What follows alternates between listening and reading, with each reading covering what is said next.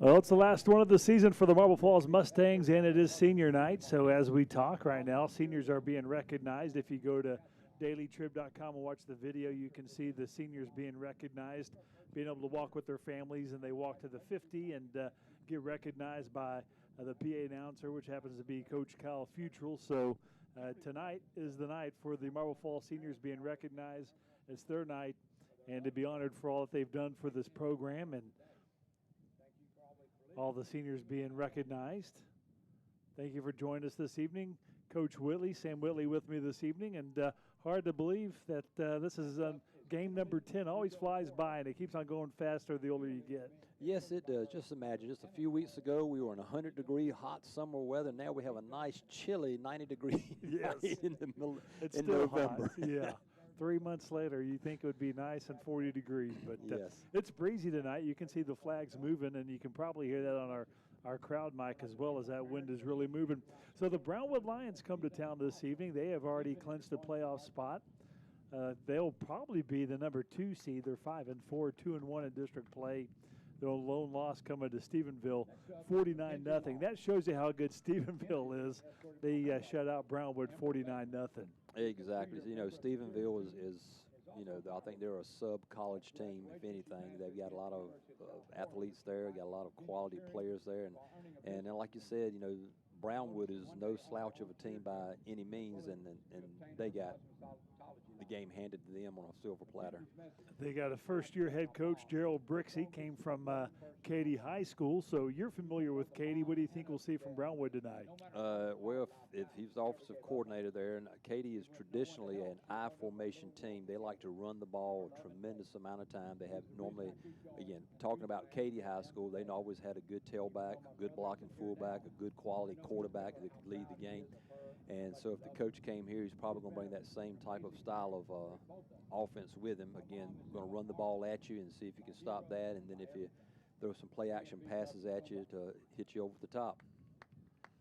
All right, so the Mustangs, they played a close one against Lampasas, had a chance to tie it up, less than 2 minutes to go, had the ball, even got the ball into Lampasas territory before the Badger defense stiffened, but definitely saw some progress with this young team, and losing only by 7 to Lampasas. And I know Coach Timmerman wants to win, but when you're trying to build something, you need something to build off of, and a game like that certainly can help. It can.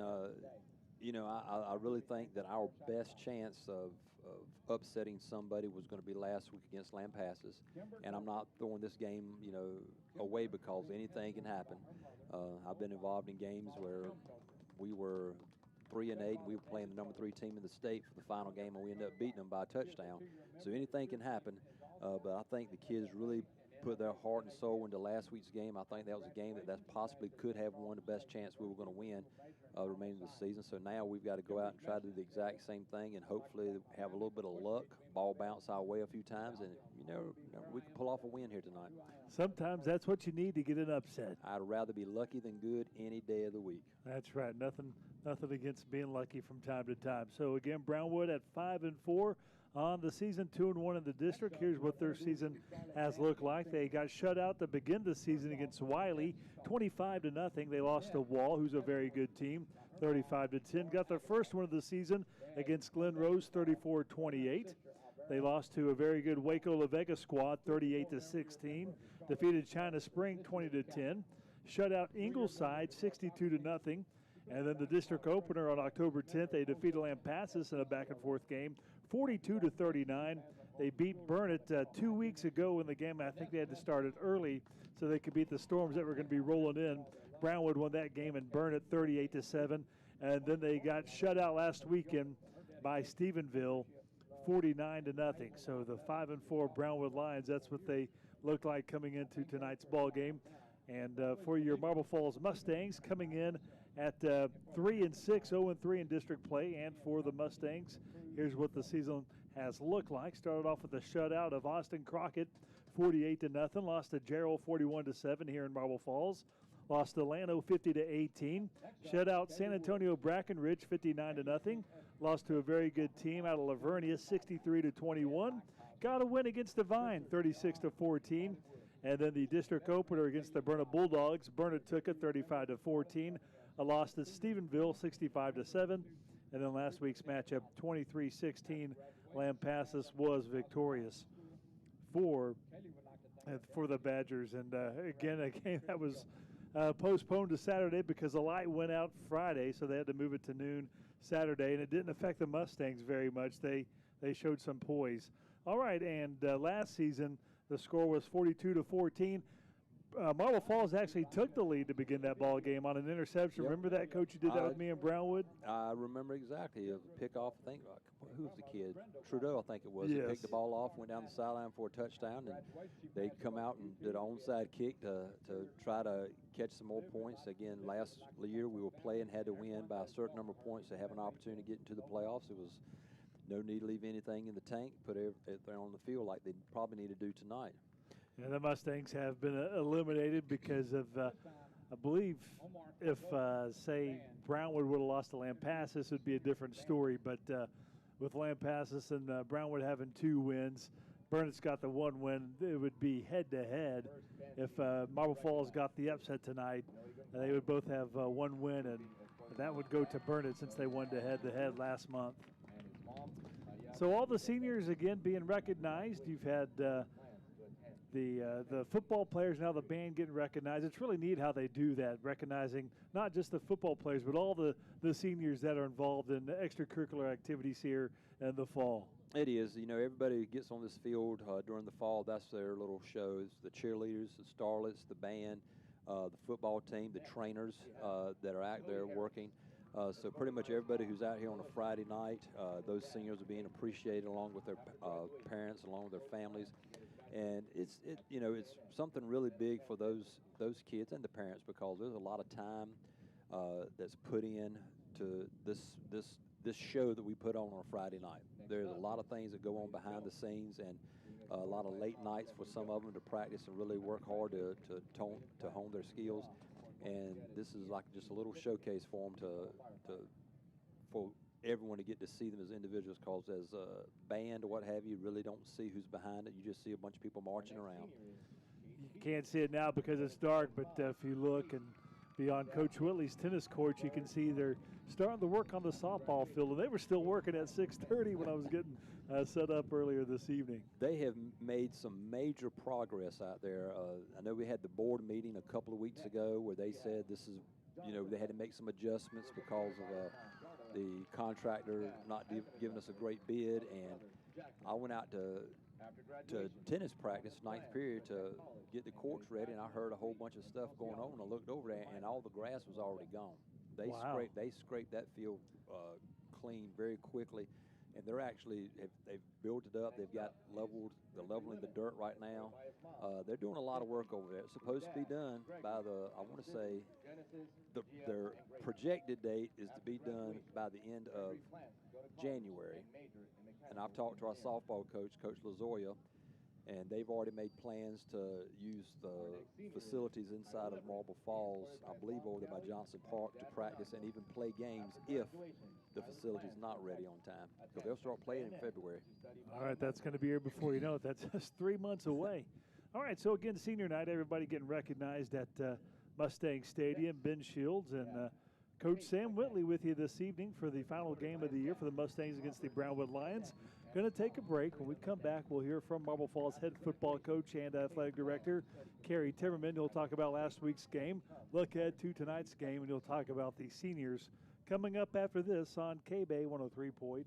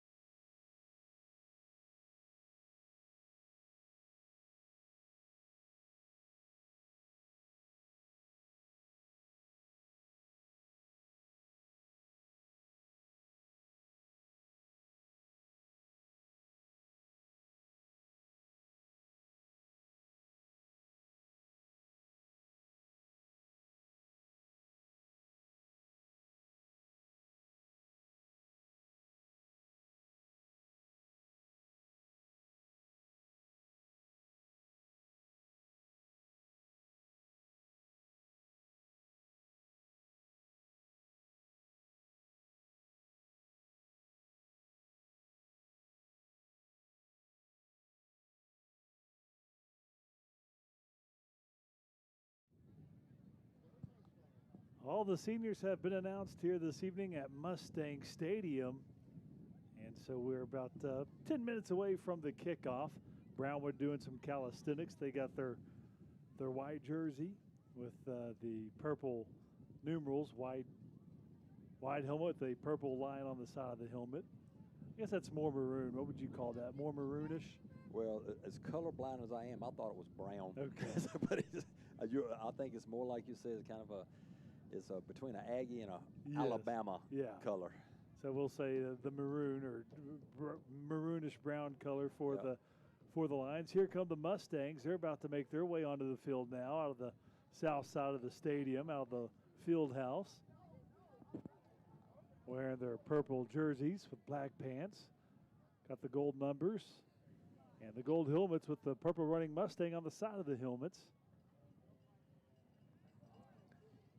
One step closer to game number 10 here in 2025. You know, I know we have some lopsided scores in some of the games that we've actually played. Livernia, it was a good first half of football. The Burnett game, a good half of football. You know, we've lost some games where we actually we put at least the first half of the game together, and then came out the second half and kind of laid an egg a little bit. So maybe we can put another two halves together like we did last week against Lampasas and come out on top. You also look at the schedule and all the teams that were really good. You had Gerald. I mean, they're going to go deep in the playoffs. Lano going to go deep in 3A. Yep. I think they got the title shot tonight. I think it is against Ingram. I think it is. Yes, I believe so. Ingram, Tom Moore. Yep. Here come the Mustangs on the field, led by Doak Timmerman carrying a Mustang flag. He's a senior. Joaquin Aguilar carrying the American flag. Please direct your attention to the center of the field for our Mustang veteran recognition. And you got Raul Moran carrying the Texas flag. So they're doing a veteran recognition here at midfield. And don't forget, Veterans Day is on Tuesday, November the 11th. There'll be plenty of different festivities and ceremonies going on to honor veterans this Tuesday. Yeah, we normally do something during our advisory period. You try to relate it to your subject that you're teaching, but you definitely try to bring in some recognition for the veterans. And you know, I told my class I have a son who's in the Army, actually stationed up here at Fort Hood, and I have a picture of him in my room, and I actually talk a lot about him because I think he's made a wise choice of going into the military, serving the country, and you know, just doing the things that he's doing. Very proud of him. I will thank him for his service and all veterans who have served our country, as we will honor them this Tuesday. And this is neat that they do this every home game, as they recognize a veteran before every home game. And we got our coach, Coach Beef out there. He was in, I believe, the Air Force. He has some, unfortunately, he has some, unfortunately, has some good war stories. He's a lucky man to be where he's at right now. All right, so as they honor veteran out there at the 50 at the running Mustang, Mustangs lining up out of the 4 captains, 4 Marble Falls. 3 seniors are captains, Doak Timmerman, as well as Joaquin Aguilar and Raul Moran. And then the 4th captain is the sophomore, Crawford Maddox. We got a nice note from Joaquin Aguilar's dad, Joaquin, earlier today. Appreciative of doing his games the past 3 years.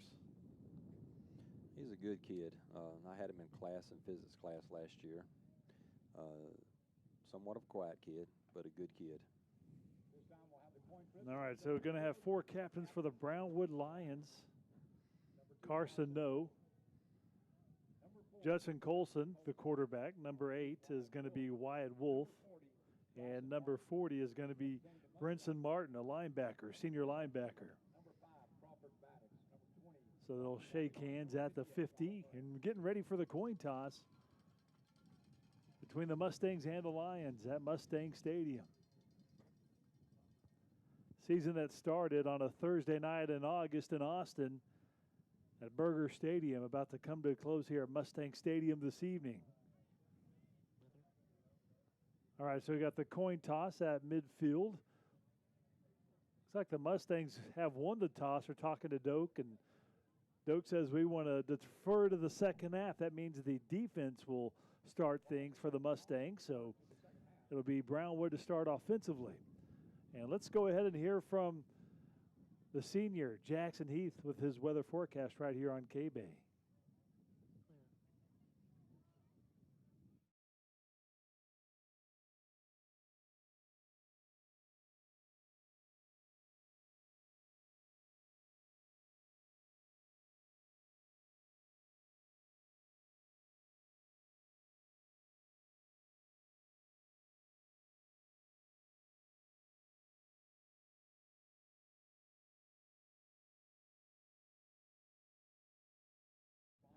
All right, so thanks to Jackson, and Jackson, a senior this year. All right, so the Mustangs, again, going to start defensively. Now they head to the sideline, take their helmets off, and going to have the national anthem. We're going to go back to the KBEY studio for our national anthem.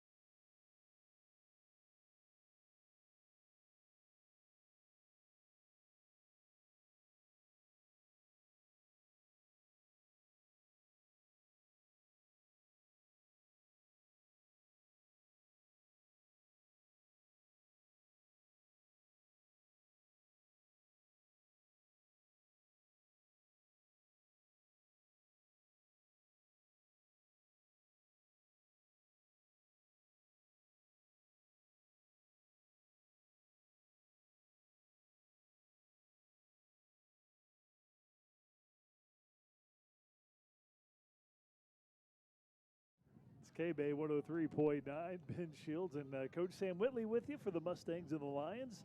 Again, Mustangs won the toss, deferred to the second half. So here comes the defense looking to start things off. Joaquin Aguilar has it teed up at the 40 for the Mustangs. Going to be kicking right to left here. A little bit of a wind. Yeah, crosswind on the field tonight. I guess going from the west to the east. You can hear that on the crowd mic. All right, so ball teed up at the 40, man deep at the 9-yard line for the Brownwood Lions. Nice crowd from Marble Falls, and Brownwood, they travel well. No surprise that Brownwood travels well.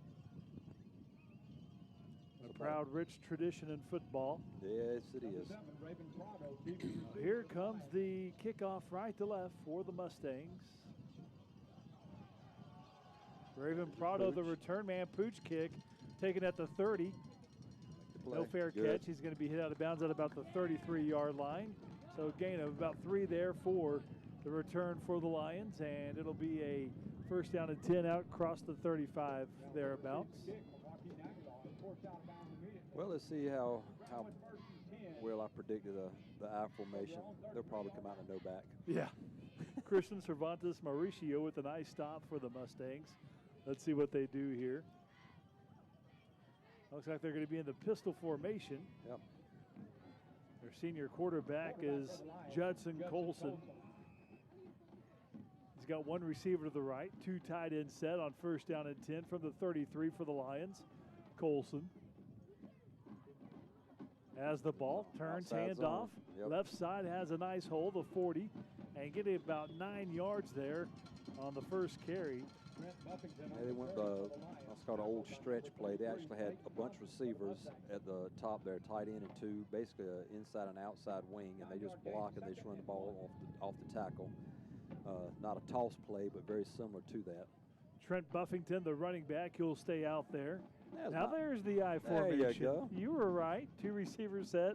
You don't see the I formation very much nowadays. Under center's Colson. Colson's going to turn, give Buffington. That time he's hit. Doak Timmerman, the senior, meets him there. No gain. Going to be a third down and 1 from the 42. That time Doak filled the hole nicely. He did. We actually had two linebackers blitzing. We definitely did a good job of scouting that play. Two linebackers blitzing on the left-hand side right into what they felt like was going to be the hole. Third down and 1 at the 42. They'll stick with the I formation. Buffington is the running back. That receiver was off the line. Yep, thought he was going to come in motion. Yep, they're going to have two receivers split to the right now on third down and short. Colson turns, gives Buffington. No, he fakes the handoff, throws out to his right. Ball's incomplete through, too hard for the tight end. It's incomplete, and it'll be fourth down. Dalen Hansons was the intended receiver. And with a fourth down and 1 at the 42, looks like they're going to keep the offense out there. Yeah, it sure does. The quarterback hasn't left the field yet. He's staying out there. That's going to be Colson. I bet they go back to that I formation. Fourth down and 1 for Brownwood at its 42. Power eye. Yep, power eye. 3 backs behind the QB. Colson on fourth down and 1. Big play of the game here on this first drive. Turns, give Buffington's hit. And I don't think he got it. He's hit the 42, no gain. Mustangs with the turnover on downs. A very good stand for the first one right there. And I can understand why Brownwood went for it. 1 yard, but good job by the defense. And they are pumped coming off the sideline. Fourth down and 1 at their 42. The Mustangs deny the Lions, and the Mustangs going to have great field position. And what a start for that defense as a former defensive coordinator. You got to love that. Oh, I do. That was very good. That last play right there with the power I formation, being able to fill the gaps and hit him in the backfield. Definitely being very aggressive against that I formation right now. Crawford Maddox, the sophomore QB for the Mustangs in the shotgun. Joaquin Aguilar to his right. 4 receivers set for the Mustangs on first down and 10 at the Brownwood 42. Makachek in motion to the right. Ball back to Crawford. Swings out right side. That's going to be Alexander. Has some room down that right sideline. Gets 7 yards to the 35. Got a block from Makachek. And it'll be a second down and 3. That was a good play set up with the motion man coming across and taking out the cornerback. And CJ did a great job of splitting 2 defenders himself. Mustangs getting lined up. Joaquin stays the running back. Denton's the tight end left side. Longbine's going to be the receiver to the right. Now 3 receivers bunch to the left. Second down and 3. Now 3 men move over to the right. Maddox has the shotgun snap. Swings it out right side. And it's going to be a first down to the 30. That's Longbine making the catch at the 29, gain of 6, and a first down for the Mustangs. Using a lot of what they call that eye candy, with a lot of motions, a lot of formation, trying to get the defense to misalign, which evidently they just did again. Didn't have enough players over there. All right, first down and 10 at the 29 for the Mustangs. After getting that first down, going to have trips left side, 1 receiver to the right. Aguilar's the running back with Crawford Maddox. On first down and 10, Mustangs threatening here after getting the turnover on downs. There's Aguilar, has some room up the middle, the 25 to the 21-yard line, 8-yard gain just outside the red zone. That is excellent work right there. We've hit the perimeter twice for good gains. Again, just throwing the ball at receivers like tossing the ball to your tailback. And we got a quads look up there. There are 4 receivers bunched to the right now. Got him outnumbered. Longbine to his left. Empty backfield, swings it out right side. Aguilar has some blockers. First down, he's in the red zone. Yep, he had the numbers, Yeah. as you said. Gets 5 yards at the 16 and a first down for the Mustangs. We got 4. They've only got 2. Obviously, one's going to be carrying the ball, so you got 3 blockers on 2 defenders. Those blocks just enough for a Mustangs first down, and what an opening drive for the Mustangs. They would love to finish it here. First down and 10 at the Brownwood 17, no score. 8.5 to play in the first quarter. Pistol formation. Joaquin's the running back behind Crawford Maddox. Fakes the handoff. Maddox going to keep it himself. Has some room. He's at the 10 before he's wrapped up just shy of the 9. They'll mark him down at the 10. It's a gain of 7 and second down and 3. Great job out the quarterback because something does not look right on that play. I don't know if he was supposed to hand it or throw it, but he definitely, instead of standing there trying to figure out what to do, he just took off running. Great job getting some positive yards. Second down and 3. 8 minutes to go in the first quarter. No score, but the Mustangs threatening just outside the 10. Empty backfield. Maddox going to call his own number. He's going to get the first down. He'll pick it up to the 5. That's a 5-yard gain and a first down and goal for the Mustangs. Excellent work again. Motioning Aguilar out of the backfield. Linebacker moves with him, opens up a natural hole for the quarterback to go through. The first down and goal. Mustangs would love to punch it in. Doak Timmerman checks in. Dalton checks out for the Mustangs. Last week we saw a little trickery when Doak was in there.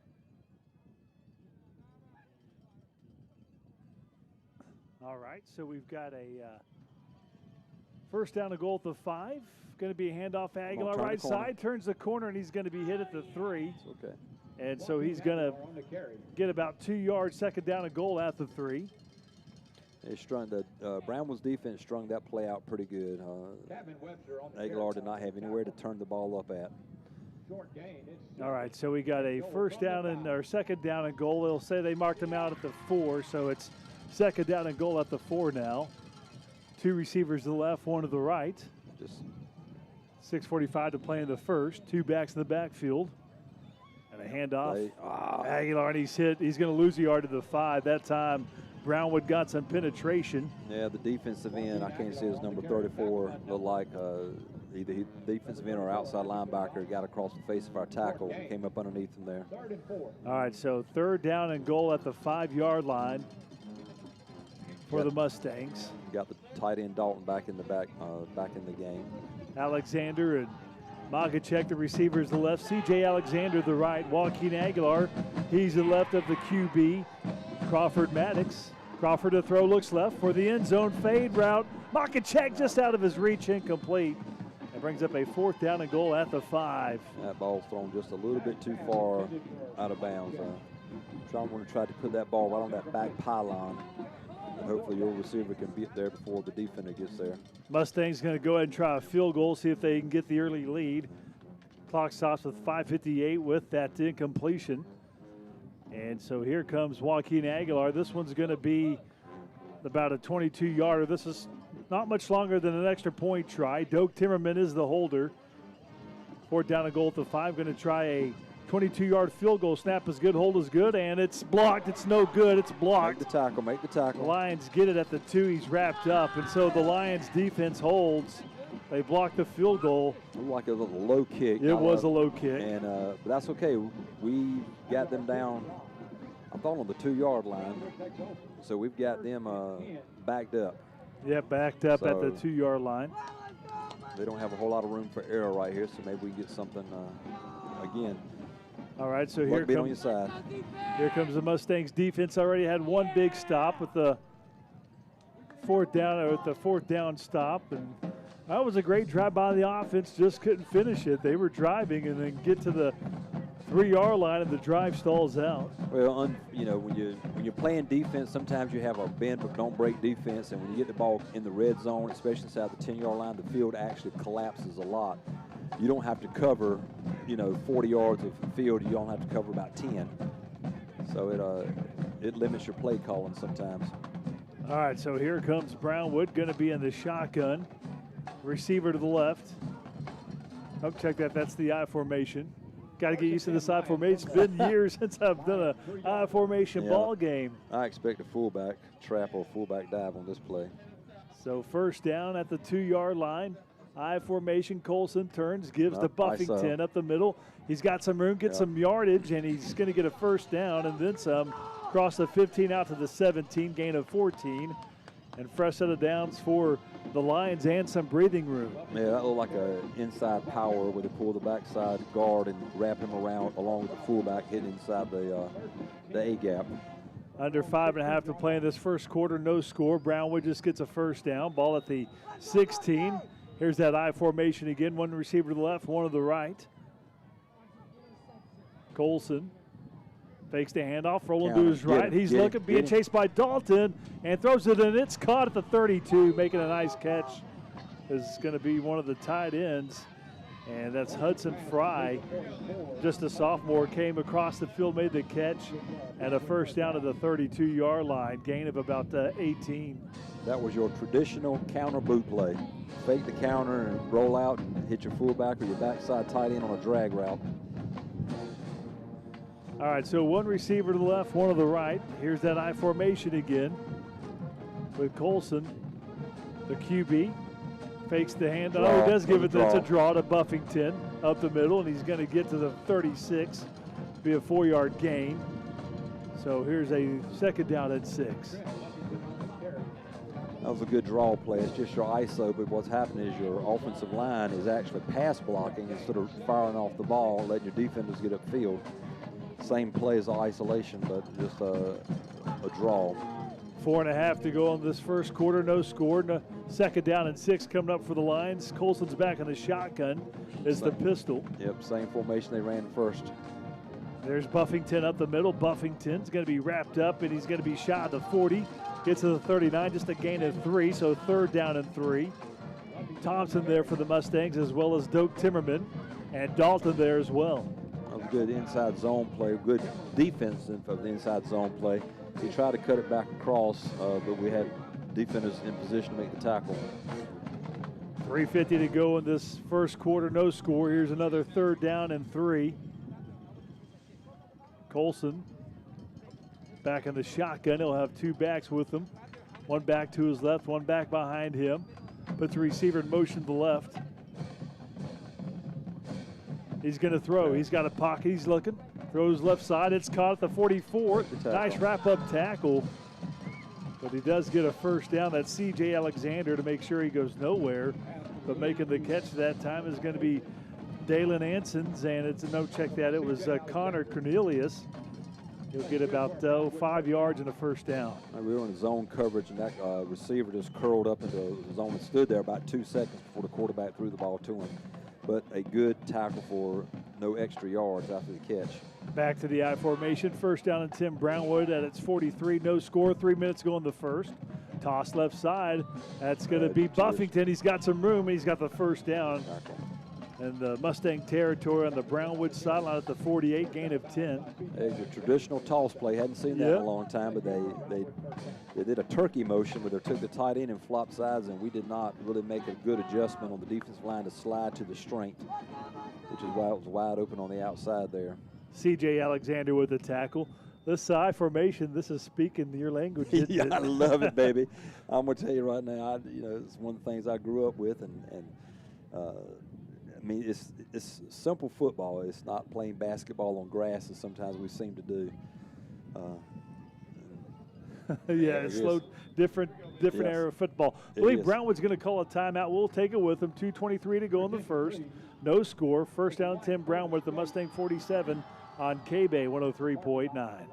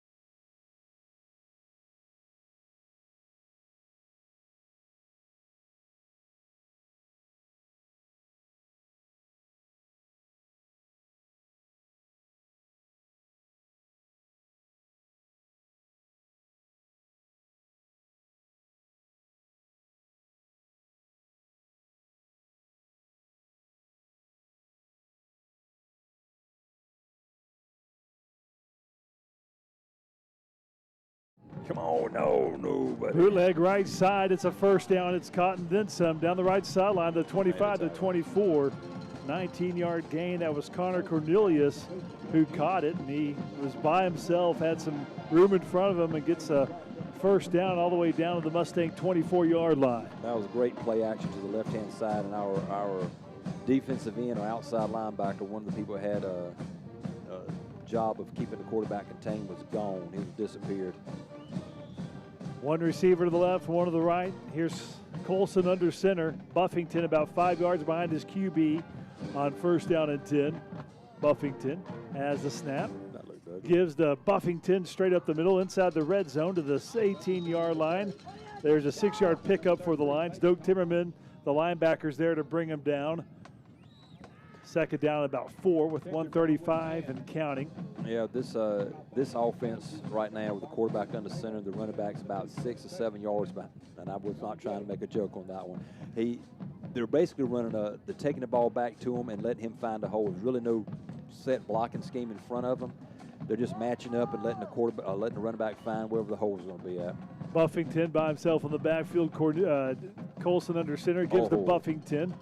And he goes forward for about a 3-yard gain, so brings up a third down and 1 to the 15. Under a minute to go. And so this is a fast-moving first quarter. It is, and when you run the ball, the clock doesn't stop. And Brownwood's doing a good job right now of actually running in a hurry-up offense. They're getting plays in and snapping the ball pretty quick for an I-formation team. And they huddle, so they sit in the huddle, and they'll break the huddle, which you don't see as much often. Yep. Feel like we've stepped back about 25 years here. As we're near the 30-second mark in this first quarter, no score.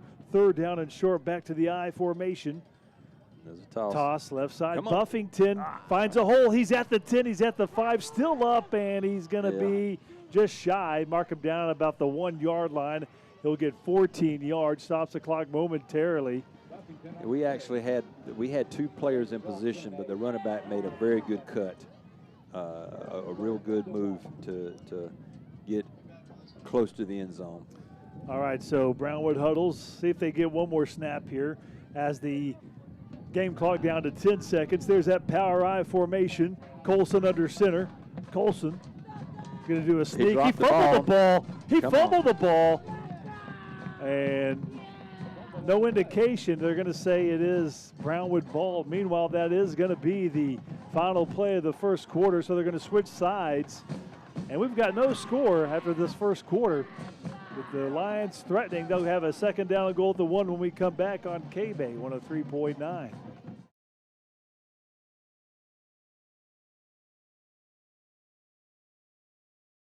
Roy, bring it back to me. KBEY 103.9. They went ahead and signaled a touchdown. I never saw So we're one. going to break, and I never saw a signal, but they call a touchdown. So a sneak by the QB Colson. He must have recovered his own fumble. Yeah, because he fumbled the ball, but must have recovered in the end zone over the goal line. Yep. Meanwhile, that is good. The extra point is good, and it's 7-0 Lions. So a weird play on first down and goal. He fumbled the ball, but he recovered it somehow over the goal line. Coach Timmerman, he's trying to get an answer. Meanwhile, the Lions do lead 7-0 as we go to the second on KBEY 103.9.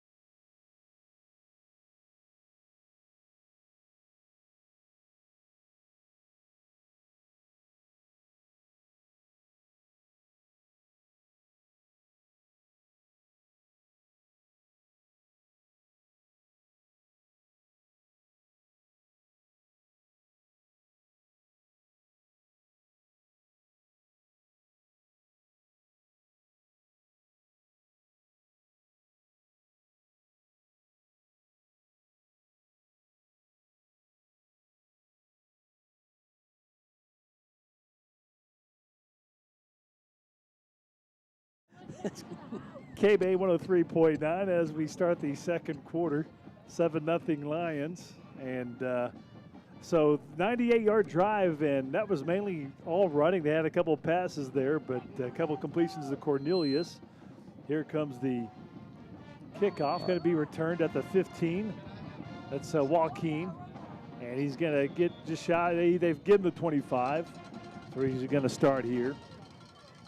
All right, so all out of the power, or out of the I formation pretty much, and it was Buffington, and then a couple of pass plays, and then the QB, Colson, on the sneak, and he fumbled the ball, but apparently he got in the end zone, according to the officials. Evidently, they just forgot to signal it to the rest of the world that he was actually in. Because everybody jumping up, no one seemed to be excited or anything like that. I went to commercial break thinking we were going to the second quarter. I would have went to the commercial break too. All right, here comes the Mustangs offense. Diego Aguilar, the freshman, checks in as a running back. Still got numbers over here on the wide side. Trips right side, one receiver to the left.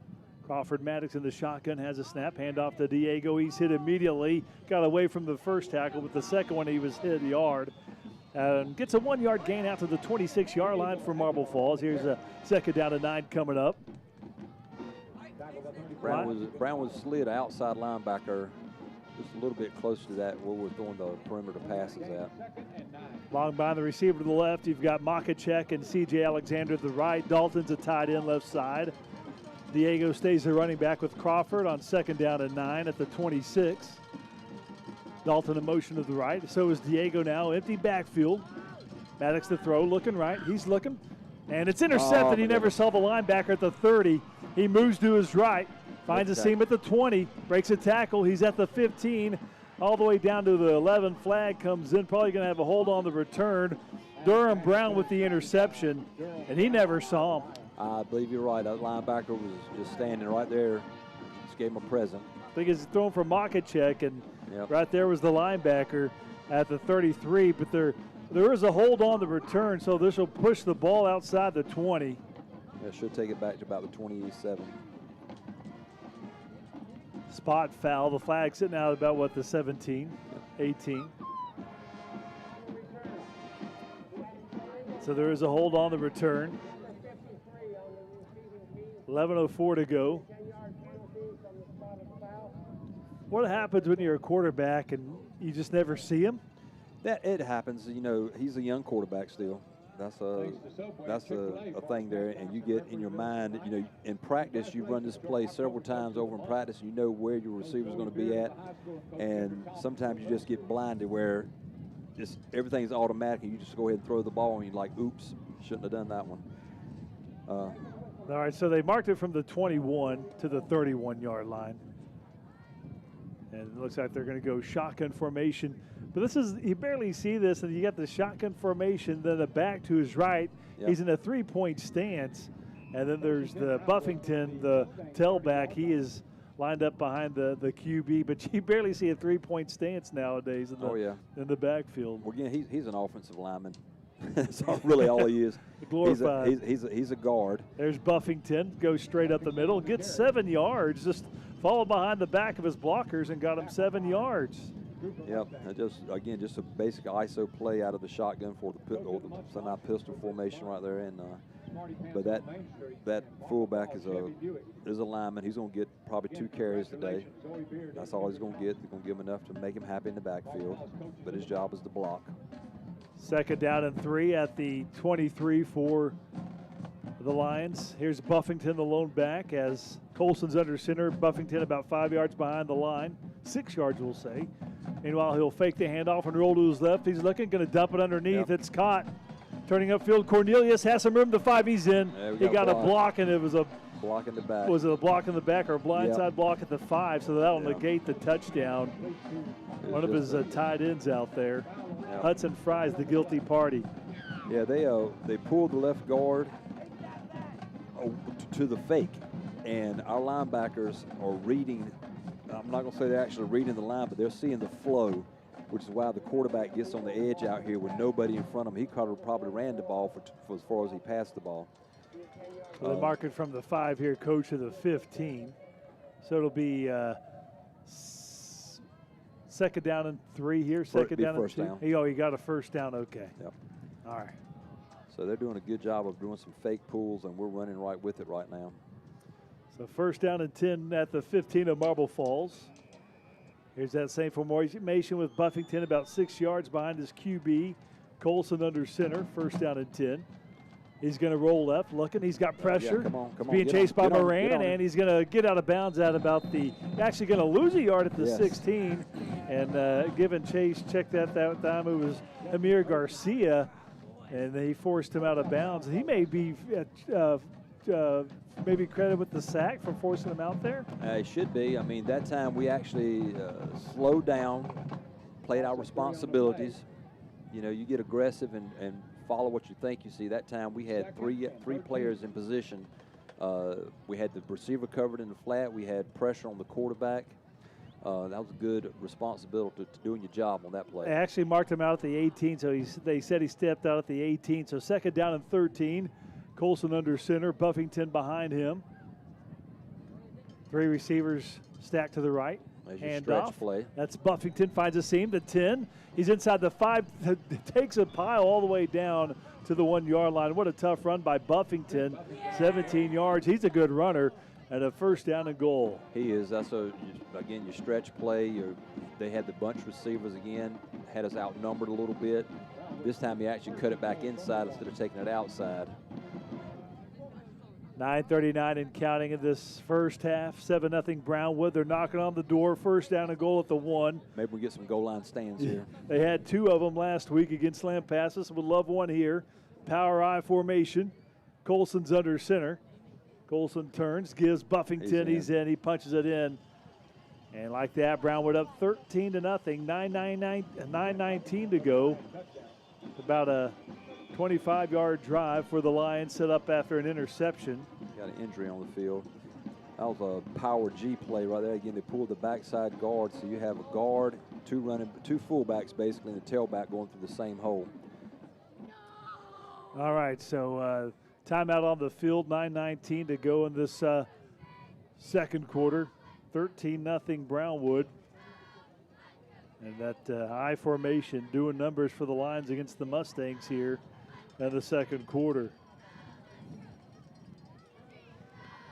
Again, it's something that you haven't seen it in years, but it's new for defense. You know, defenses they're used to being spread out the way people play now. Everybody's spread out all over the field, and you know, they run the zone plays, they run the trap plays, but now you're getting, like I said, that was a power G where they have a backside guard is looping around the center, so you got a guard, 2 fullbacks. That's a lot of bodies coming at you.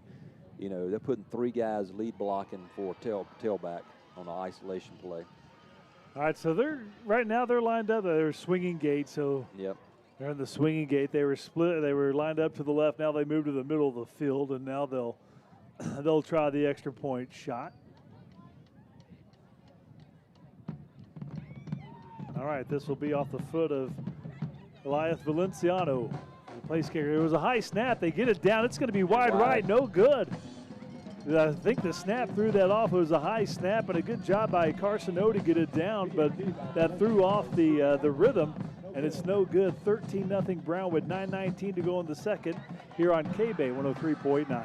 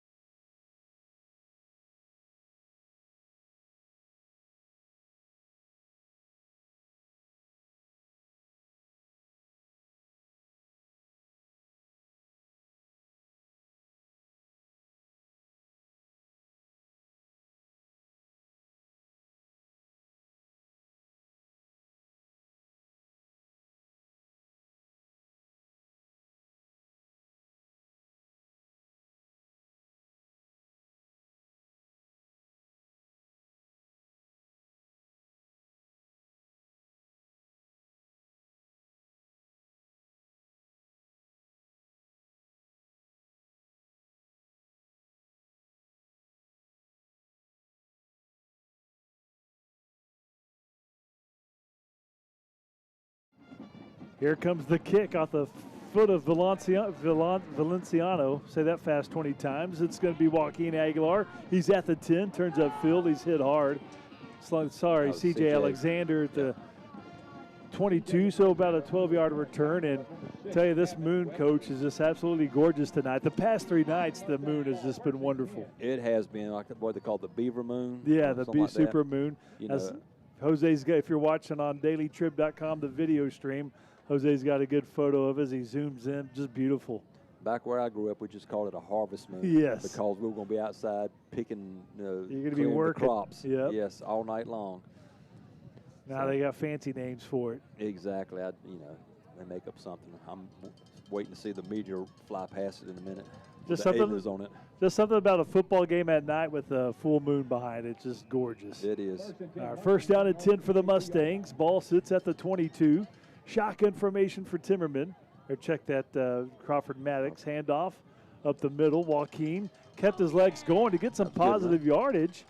He's going to get 6 yards there. Second down and 4. Absolutely. Most of that was on his own right there. He carried a couple of defenders with him to move the ball up the field. 8:19 and counting in the half. 13-0 Brownwood. Mustangs working with 2 receivers to the right. That's Williams and Makachek. Long behind the receiver to the left. Joaquin stays the running back with Maddox to the left of Maddox. Handoff. And he's going to throw deep left sideline and just incomplete for Longbein. A little out of his reach. Looking for the shot there, and it's 3rd down and 4. Nice play fake there by Crawford Maddox. It is. I didn't get to see last week's game, but that's the thing that I have not seen us do this year is have those explosive plays of 30, 35 yard. They did hit a couple last week. Great. Makachek was one of them, and Longbein had another one. Well, super. I'm glad to hear that because that's one of the things that you've got to be able to do in every game. You've got to have runs of 20 yards. You've got to have passes of 30-plus yards just to kind of keep a little bit of the momentum, keep the defense. Empty backfield, Maddox on 3rd down and 4. Swings out to Aguilar, right side, turns inside, and that second move is going to get him near the marker. Yes. And looking at the spot, I think he got it. Needed the 32. He's right at the 32. First down, nice move by Aguilar, but he took a hard hit. He did. He made a good cut. The cornerback was unblocked. The wide receiver went and took the safety, and so Aguilar had to cut back inside. And I think when he cut back inside, a linebacker said, "Good afternoon to you." Joaquin looks like he'll be okay. Just going to shake it off here. First down and 10. At 13-0 Brownwood, Mustangs pick up a first down. 7:46 to go in the half. The 3rd time the Mustangs have had the ball. First one, they got all the way down to the 3 before they settled for a field goal try, which was no good, and then there was an interception on the second try. Going to be a handoff. Doak Timmerman, the senior, takes it ahead and gets 3 yards to the 36-yard line. 2nd down and 7. Tough run to get 3 yards for Doak. It is. Used to be 3 yards in a cloud of dust. Good for 3 yards. Going to be working with Trips left side. Dalton's the tight end right side. Doak stays the running back. It's going to be at the QB Crawford Maddox on 2nd down and 7 near the 7-minute mark in the second quarter. Yep. Swing pass out to the left. Makachek gets some yardage across the 40 to the 42-yard line. 6-yard gain. And a 3rd down and 1 coming up. Nice catch and run by Makachek. It is. We need to stay with that right there because we've got the numbers. When we line up those 3 receivers out there, they're bringing 3 out there, but one of those guys is your inside linebacker, and he's having to chase the play. So, again, it's like a toss sweep. It's something wide that we can run. It's going to be a quarterback draw, and he's going to get the first down just enough at the 44. What a tough runner. He took a hit at the end, but that was a tough run by Crawford. And that's a 2-yard gain and a first down for the Mustangs. Just keep on getting those first downs, take time off the clock, and get some points. That's as long as you keep the ball out of their hands, there's a good chance they can't score. So good job of moving that ball. 3 receivers set. Doak stays the running back. Maddox. Oh, they jumped. Did the flag come down? It did. Free play left sideline. You got a chance. And it's going to be incomplete. Longbein. And just ran out of time. But the defensive back was over there as well. Who sort of he didn't interfere, but he sort of got in his way to where he couldn't get to the ball. And it's incomplete. But that hard count draws them off sides, and it's a 1st down and 5 coming up. That is a good recognition by your receiver, a good recognition by your quarterback. You know, that's one of the plays that that coaches have actually put in, and it's been here for a while, but it's just an automatic deep pass. Like I said, it's a free play. You know, if we catch it, great. If we don't catch it, we still got 5 yards out of it. Free play. All right, so 1st down and 5. Timeout called by the Mustangs. We're going to keep it here. Wanted to thank our sponsors this evening. Big thank you to First United Bank, Hill Country Collision, Lakeshore Church, IBC Bank, and Ewald Kubota. Ball's at the 44 for the Mustangs. Or check that. They mark it from the 44 to the 49 after that 5-yard penalty. So they're moving the ball against Brownwood tonight. That first drive just stalled inside the 5 here near midfield. Yes, again, we're doing a fine job. We just got to keep it up. Again, you know, part of it is Brownwood's not making some great adjustments to our perimeter game. We just need to continue to stay with that taking what they give you. And our running backs have had some good hard-fought runs. You know, the quarterback as well, of getting those 3 or 4 yards, which is, you know, we got 4 plays right now to get 5, so let's just get another 1st down. 6:07 to go in the first half. 13-0 Brownwood. Ball near midfield for the Mustangs. 1st down and 5. Timmerman's the running back. 4 receivers set. Pass. Maddox to throw, and it's going to be caught 1st down right at the sticks at the 46. Yeah, it's going to be close. See what the referee does. Normally they give it to you. I think he got it. They did. That was Longbine. He was right at the sticks. Nice route to make sure that you were there at the marker, and Longbine hauls it in. 1st down and 10 for the Mustangs at the Lion 46. Trips right side, 1 receiver to the left. Timmerman's the running back to the right of Maddox. Shotgun formation. I'll look over to Coach Timmerman to get the call. 5:40 and counting in this first half. Mustangs back into Lion territory.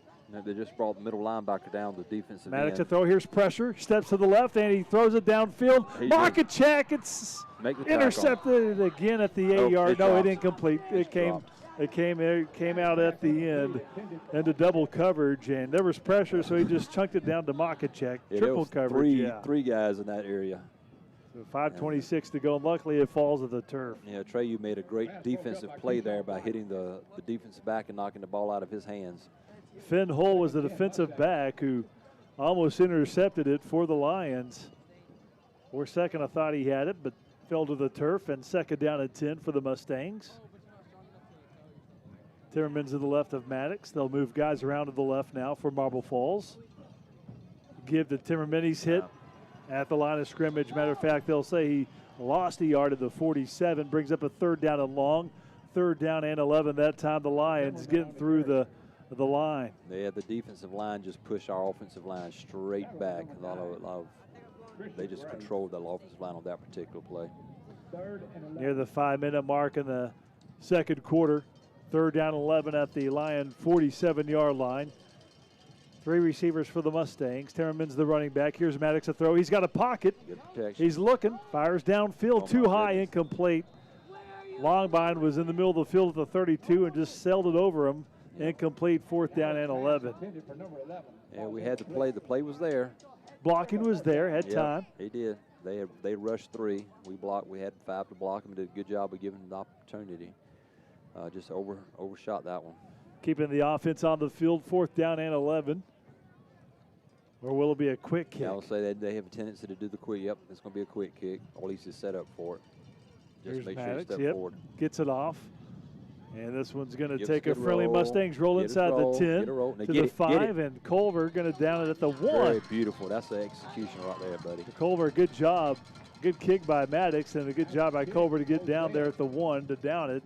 4:45 to go. Now Brownwood does have a 98-yard touchdown drive. Their first one went that long. 13-0 Lions. Now again, they don't have a whole lot of room to play with. Any type of error can give us a safety real quick. I expect again the quarterback coming underneath the center, and again they've had a lot of success with that power G play. It's about time for the fullback to get the ball. Stephenville leads Burnett 14-0, about 6.5 to go in the 2nd quarter. Llanos in front of Ingram Moore, 20-14 at the half. 4:45 remaining in this second quarter. 13-0 Lions back out on the field. Fourth time they'll have the ball. Power I formation. Colson under center with the three backs behind him. There's power G. He's going to hand off. Buffington up the middle gets the first down. Out to the 12-yard line, gain of 10. Straight up the middle. That's it. Again, they're bringing that backside guard, and you've got two fullbacks and a guard going through the A gap with the tailback right behind them, and that's it's not easy to defend, but you've got to start slanting into that and basically crawling into it, knocking those blockers down at the line, just make a big pile. 4:24 to go in the first half. 13-0 Brownwood. They got a first down at the 12. Zone. Colson gives to Buffington. This time he's wrapped up, and he gets to the 15, so just a 3-yard gain. There's your outside zone play. So second down at 7 for the Lions coming up. Near the 4-minute mark. Lions checking a couple guys in. They're in no big hurry, the huddle. Yeah, this is old school football a little bit. This first half probably is going to be under an hour here, if barring anything coming up here. 3:43 to go. It's going to be all the shotgun, pistol formation. They've been running the boots out of this formation. Here's Colson, puts a man in motion. Yep, He is going to roll left, boot to the left. It's caught, 26-yard line. He stepped out of bounds, they say, at the 27. That'll be a 12-yard gain and a first down for the Lions. Raven Prado was the receiver with the catch and 12 yards for the Lions. I'm glad he stepped out of bounds because he was about to have a few more yards on that play. 3:24 to go. Ball at the Lion 30-yard line. Brownwood leads 13-0. On the very first drive, Mustangs got a turnover on downs at the Lion 42. The Lions have been able to score in their last 2 drives. Now this is their stretch formation. He's going to throw. Colson looking, fires out to the right. It's caught. Good job. And he maybe gets a yard. That's all. The ball came loose. I think it's incomplete. No sign. I never saw a sign. Did you? A signal? The weather officials, the linesman standing incomplete. at is incomplete pass, but yeah, thought it was going to be. It's a good job by Greg. Hudson Fry was the intended receiver. Yeah, we had all the deep stuff covered. We had the deep and the mid-range covered. Quarterback did a good job of checking all the way down. Seems like Colson's more effective when he's in the boot instead of straight back. 3:06 to go. Second down and 10 at the 30 for Brownwood. I formation. 2 receivers, one on the left, one on the right. Colson has the ball, toss right side. Buffington, he's wrapped up behind the line of scrimmage. He's going to be dropped for a 2-yard loss. Salazar there for the Mustangs. Good job by the defense again to take care of the responsibilities. So third down and 12. Nick Rodriguez was the new running back in, and he was dropped for that 2-yard loss. So ball at the Lion 28. Mustangs would love to get off the field. Would still have some time, and I believe a couple timeouts remaining. Yep, this is the boot action is what they've been successful at, but I would expect even a screen pass right here. It's going to be a draw handoff. That's going to be Rodriguez has some room, and he's got the first down on the ground. Check that. Buffington check back in, and he gets the first down on that draw to the 43. Nicely executed, 16 yards, and a first down for the Lions. That's a big one. It was. You expect to pass, you try to play the pass, but they always have the screens or the draws that catch you. You just get sucked into it. That's the 2-minute timeout here in the first half, and it's 13-0 Lions in front of the Mustangs. And we'll take it with them on KBEY 103.9.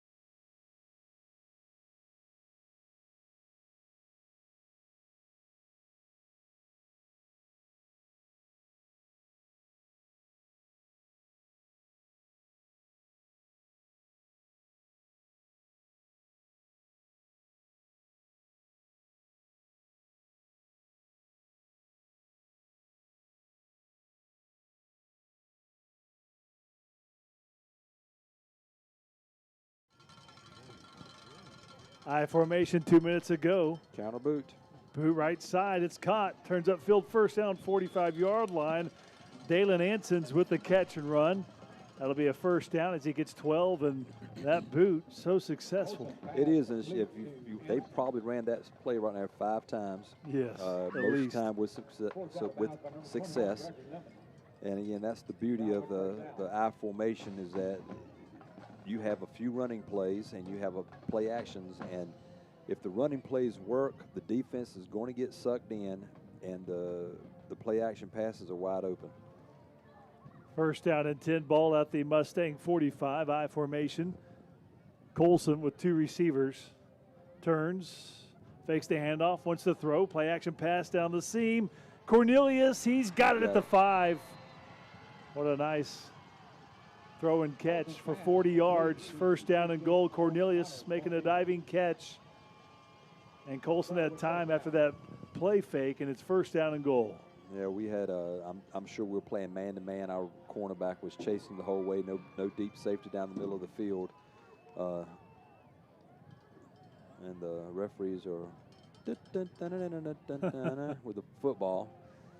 They only have a football to play with right now. All right, first down and goal at the 5, 1:46 to go. 2 receivers to the left for the Lions. Yeah. Back to the power I formation. Dalen Anson's is the fullback. Anson's the fullback. Buffington, the tailback, on first down and goal at the 5. Colson gives Buffington left side. He powers into the end zone. Touchdown. 5-yard run for Buffington is good for 6. 19-0 Lions. That drive goes 99 yards. They've had a 98 and a 99-yard drive. That's about as, I mean, I guess you could do a 99.5-yard drive. Again, you know, they do a great job of running the ball. They do a great job of play action passes. They had the long deep pass right here. That was called. It was a good catch by the receiver on the diving catch. Valenciano's extra point try is good. 20-0 Brownwood. 1:33 to go in the half. And we'll be back after this on KBEY 103.9.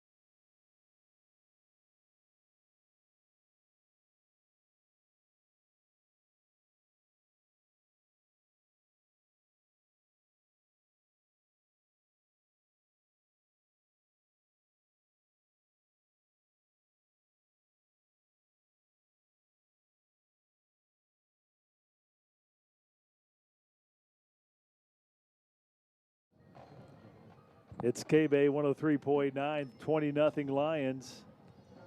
A 99-yard drive, capped by a 5-yard Buffington run. A couple of pass plays, nice pass play to get him down to the 5. We need to get a drive, full drive put together. We've moved the ball. We just have stalled. We've stalled. All right, at the 11. C.J. Alexander, the 25, and he's hit at the 26. C.J. Alexander on the return. So the coaches, they always want the score going into the locker room. Then when you've got the ball coming out, you want to score. And if the Mustangs do that here, yes, they would be down by 1 score. Exactly. We've got we are going to receive the ball the second half. So if we can get a quick score on the board right here, take a little momentum into the locker room with us, come right back out, get another quick score, and we're right back in the ball game right here. All right, so the Mustangs huddle up with 1:27 to go in this second quarter, down 20-0 now. Offense out on the field. Coleman, the receiver, to the left. Culver out wide to the right. Makacek in motion. Swing pass out the long bind, has some blockers, and tried to split the defenders. He's got Takes a good one. defender across the 30 to the 31, ending up getting 5.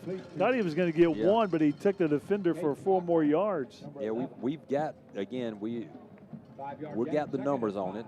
And here we go. We got a quad formation over here with Doak. They got 2 defenders over here, now 3. Second down, and it's a Go. pass out to Doak, and he's going to get the first down, I believe, gonna be depending where close. they got it, the 31. Yeah, the opposite guy's got you. He's already moved the chain, so Yeah, it's going to be a they first give down. the 32, so a gain of 6 and a first down. Stops the clock with 57 seconds to go. Going to have to get a shot downfield here if they want to do something. Well, we've got, what, 3 times? No, 2 times. timeouts. No, we got 1. 1 timeout. No, it's 3. It's 3. I looked at No, the that's down wrong. marker. They don't. That's not right. Okay. Going to throw is Maddox. He's looking to throw. Has time. It's yes. caught at the 50 Good job, to the Doak. 45-yard line. And Doak, check that. That's Coleman catching it. And that's going to be a gain of 18 to Coleman. Nice job holding on to the pass. Stops the clock with 46 seconds to go at the Brownwood 45. Mustangs working quickly. 3 receivers set. Doak Timmerman's the running back. 37 seconds now. 35. Ball back to Maddox. Wants to throw, rolling right, under pressure, and he is going to go down at the 49. He's sacked. It's a big 6-yard loss. Coach Timmerman has to call the timeout with 28 seconds to go as Brownwood brought the house that time. They did that. The offensive line did what we call a lookout block on that one. Ball snap, and they just told the quarterback, look out. That was no protection on that one whatsoever. We're just trying to boot it out this way. Not sure what the routes are going to be because it got bottled up real quick. So Marble Falls looking at a second down and 16 at the 49. Clock stops at 28 seconds to go, down 20-0. And so final discussions between Coach Timmerman and the offense. Again, Marble Falls will get the ball to start the second half. Talk with Coach John Bergman, head coach for the Marble Falls boys basketball team. Got practice underway. Yeah. Girls playing tonight. First game at the Max Copeland Gym. Yeah, right now with 6 minutes left to go in the game, scores 36-all against Crockett. So probably about halftime this game. The game over there should be over with, so hopefully gives a few more fans over here. 3 receivers for the Mustangs, second down and 16. Maddox in the shotgun. Again, Brownwood showing blitz. Maddox sees a blitz, and he's going to be sacked again. He's going to be dropped down as, again, Brownwood gets to him quickly at the 42, 7-yard loss. Yeah, they're pinning their ears back and just going. They're not even worried about it. It's a good time for a screen. If we have a chance to snap the ball, we may just let it go, go to the halftime. Third down at about 24 here. Ball sits at the 42. Say third down and 23. Coach Timmerman calls a timeout with 5 seconds to go. Take one shot here probably. Yeah, try for the old Hail Mary, but I don't know if we're going to have time. He wanted to make sure that they didn't leave any time for Brownwood. Yeah, exactly. So with 20 seconds to go, Brownwood this time bringing the blitz and getting home each time. Yes. They're bringing they're running a 3-3 defense, a 3-3-5 basically. And they've been bringing the linebackers as well as one of the safeties. They're sending 6 or 7 guys in there right now and just making the bet they're going to get to the quarterback before he can get the ball off. What makes a 3-3-5 defense tough? You know, I've never understood, to be honest with you. You got a lot more speed in the on the corners and the safeties because you basically got 2 corners and 3 safeties. And you've got 6 guys, 3 defensive linemen, 3 linebackers who are primarily devoted to the inside run. And they will shade one gap. Defensive lineman goes in A gap, linebackers got B gap. I personally don't like it myself because of the perimeter. You don't really have a lot on the perimeter. We've been very effective throwing the ball right out to the perimeter and getting yards on it. But some coaches, they like a certain defense. So sometimes you set your defense to the personnel that you have. All right, going to be 4 receivers set. Trips left side, 1 receiver to the right. Maddox in the shotgun, Timmerman to his left on third down and 23. 5 seconds to go. Here's Maddox. Rush. Here's a pocket. And again, the pocket collapses, pressure up the middle, and he will be sacked the 3rd time in a row to end the second quarter. Back at the 37, loss of 5. And that'll be the end of the half. And Brownwood leads 20-0. So Brownwood really bringing the pressure on those last 3 plays, and that'll be the end of the first half. It is. They again, they pinned their ears back. They were expecting pass, and they have some good defensive linemen, a lot of good swim techniques, and our offensive linemen, if you don't have quick feet, fast feet, and sometimes you got to leave an extra man in there to block instead of having your offensive line have a running back stay inside the block. But, yeah, their defense got to our quarterback 3 times in a row. He didn't have a chance to breathe back there. All right, so the Mustangs huddle up with Coach Timmerman, and now they'll jog into the field house on the south side of the stadium as halftime begins at Mustang Stadium. 20-0. Our score, Brownwood Lion Band, about the march here at halftime. And we'll talk with John Bergman here in just a little bit, and winding down the girls basketball game at Max Copeland. I'm trying to get an update. It's 43-41. Mustangs are up. Nope, that's 43-43. And you're getting real-time yes, real-time updates. Exactly. 3 minutes to go. This is their this is their season opener. They actually played at Lago Vista tomorrow, I think at 12:30. And our boys basketball coach will be coming in, but I know they start their games next Friday, I think it is. They'll have their season opener next Friday. But yes, we're excited. You know, with the volleyball team just finishing up, volleyball got 4th place in the district, went 3 deep. That's in incredible. And hopefully that girls program hopefully is going to springboard and have our girls basketball program do well.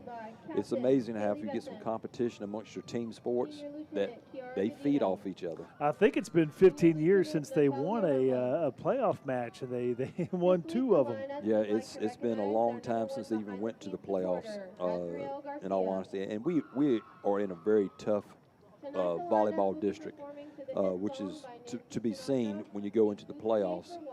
Playoffs are very unique in the high school ranks because you have some districts that are very strong in some sports that are very weak in others. You know, our tennis district, unfortunately, is very weak. Our academy beat everybody, including us, 18-1. We beat everybody else 18-1. We were fortunate to get 2 rounds in the playoffs, and the same thing with academy.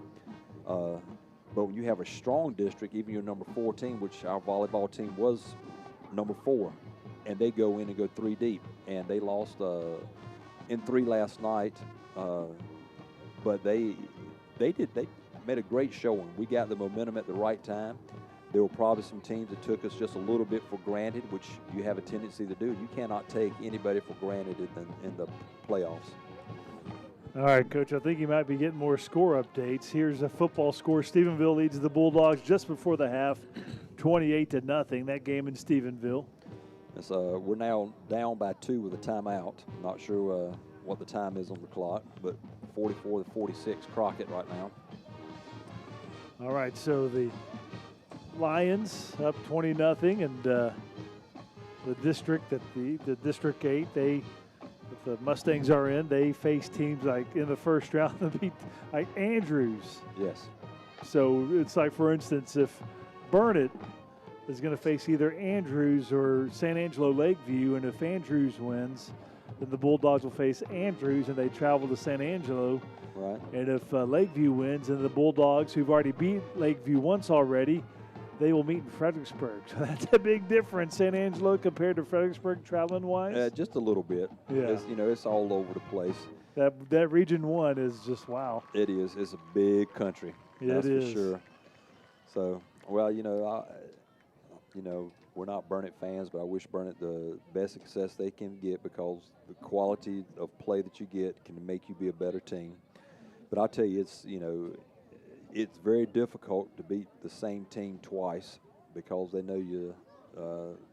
So I don't know which team would be beneficial for them to actually play in the first round.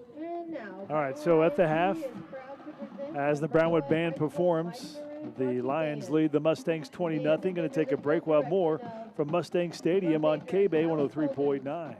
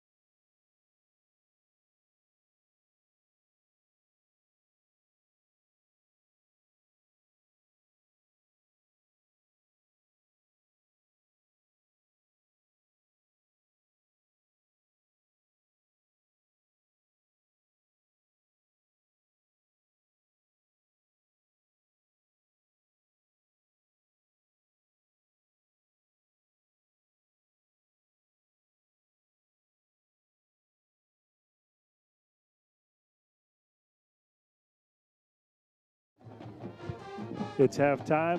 KBEY 103.9 Mustangs taking on Brownwood. Brownwood leads 20-0, and Sam Whitley with me. He's taking a break. And John Berkman, head coach for the Marble Falls boys basketball team. They got practice underway. Hard to believe we're in the basketball season. Got the girls playing right now. They were tied at 48-48 at last, what Coach Whitley said. And Coach Berkman, how you doing? Doing well. Thanks for having me. Have you been watching the basketball game? I have been. I was in and out of there watching some of the football and catching some of the girls' basketball, of course. Going back and forth, huh? Yes, sir. Sounds like a pretty exciting ball game for the girls tonight. It is. They're fighting hard. First game of the season's always got a little bit of jitters and nerves, but our girls seem to be playing well and fighting through that pretty well. All right, so their first game tonight, and y'all have been busy practicing. How long have you been practicing? A couple weeks now? About a week and a half now. Yeah, we started on October 29th, and so had a week and a half of just really good practices. Got a lot of good things going on, so yeah.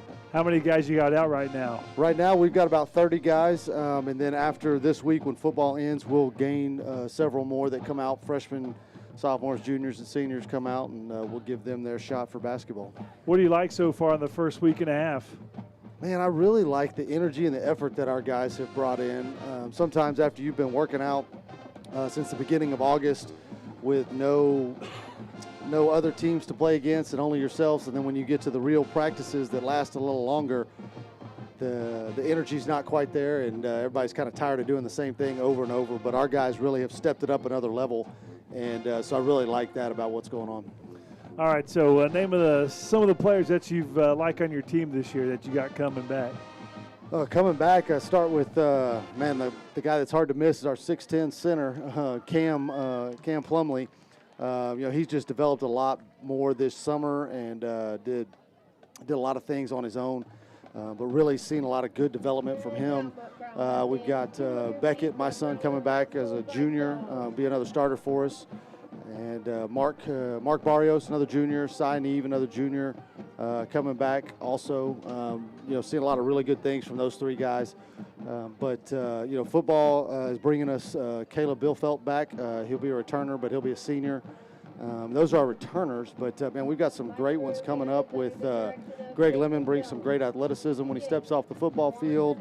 We've got Cooper Gray and Logan Guerrera, both juniors, but can really fill it up. Charlie Martin, really kind of a 3-and-D guy, and just does some good things there. But we have about 12 guys on the varsity, and looking for all of them really to kind of contribute to what we're doing. Are there any 6'10" guys that you're going to be facing this year? Surprisingly, yes. Really? I know for a fact. We'll play Faith Academy in December, and they've got a 6'10" kid themselves, Judah, and then over in Lampasas in district play. We'll see him twice. They've got Bo, I can't remember his last name, but Bo's also 6'10" as well. So it's kind of crazy that we know for sure we've got two on our schedule, but when we get outside of, our close-knit hill country area, there's a chance we'll see some more, but it is pretty rare to get to see that many together so many times. How does that affect offenses when you've got somebody 6'10" in the middle? Well, for us, we hope it affects them tremendously by, him just affecting their ability to get to the rim and score easily. Even if he doesn't block the shot, being 6'10" and having the length that he has should be able to disrupt a lot of things in that way. All right, so now that you got a week and a half of practice, what's next? Do you have some exhibition games or scrimmages coming up? Actually, yes. We've got tomorrow, we're on the road in Fredericksburg, and we'll scrimmage Fredericksburg, and then we'll scrimmage Bandera after that. And then this next week on Tuesday, we're hosting Vista Ridge for a scrimmage. And then after that, we kick off with our first game against Lago Vista on next Friday. Are they excited to see a different color jersey? I think so. Like I said earlier, they get tired of practicing against each other. They know what plays we're running, so sometimes when we're scrimmaging, they try to play the play a little bit. But I think they're excited to get to compete with others and see what they've got, as well as see what we need to work on. I think our players understand that it's a development process and it's not just one thing's going to do it all, and so they know that. We want to see where we're at. What do y'all have tournament-wise this year? This year we're going to Florence just before Thanksgiving, which will be new for us, and then we're hosting our tournament the weekend after Thanksgiving, and then the week after that we'll head up to Waco and play at the Waco Robinson tournament. For the Marble Falls tournament, you got a bunch of different schools from all over coming in? We do. We have schools from our local area with Faith Academies coming over, but we also have Cedar Park and some teams in that local Austin area. We have a few San Antonio teams.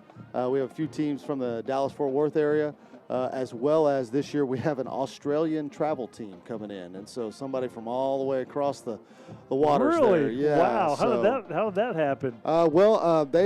I've seen these teams before. They often have travel teams that come through, boys and girls, and they'll just reach out and ask if they can jump into our tournaments, or if we have an open game. And for us, we had an opening this year, and it worked out for them to be here at this time. So we're excited to host them. All right, district-wise, what do you see from the district this year? I see our district being a very tough district. Of course, Lampasas is getting to return, I think, all but one starter, but I think they may have had 3 seniors total on their team last year, and they were really good last year. Gateway's always really tough. They've got a lot of guys who play a lot. They've got a really good point guard who's been a 3-year starter for them, and so he'll be really tough.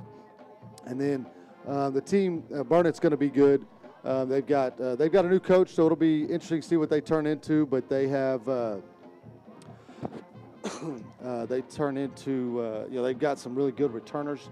The team I think is going to be the one to really look out for is Salado this year. They were really young the last couple years, but their youth were their better players, and now they're the experienced guys. And so I think for them, they're going to make it really tough on the rest of the district this year as far as what they do. You talk about coaching your son. Of course, you know some about that, being coached by your dad, now coaching your son. What's that like for you? Well, first and foremost, it's a joy. I truly enjoy getting to coach my son. I got to coach my 2 older daughters, and you just don't get to do that very often. And for me, it's a joy to get to do that. But, of course, there are times that are challenging that we tend to butt heads. But thankfully, most of the time, it is a joy more than it is that challenge. And so for me, it's a lot of fun. He does some things that I don't have to coach. He does some things naturally on his own, which are really nice for us and our team. And he seems to be a team guy. Wants to score, of course, but likes to set up his teammates and be a good passer. So for us, he leads the way as far as the way he plays and how hard he plays. I would say, next to him would be Cy Neve as our other leader on the team. Cy is, without a doubt, the most positive guy on our team. He was the top of that last year for us, even as a sophomore, and always pumping up the other guys, always trying to encourage them and lead the way by putting the team first and doing what it takes to win. So between those 2 guys, I think we've got a great leadership core right there. As far as leadership, do you need to have both, that some are vocal than other ones sort of just lead by example? I think so. We talk a lot about in our program that everybody can be a leader, and you don't have to be named the captain, and you don't have to be the one that is the most vocal. We want everybody to lead at some point and hold each other accountable, because player-led teams are always better than coach-led teams. It's better when the coach is just guiding and the players are leading. And by that, we want them to, hold each other accountable in the right way, but also be holding each other accountable by setting the example first, by doing it right.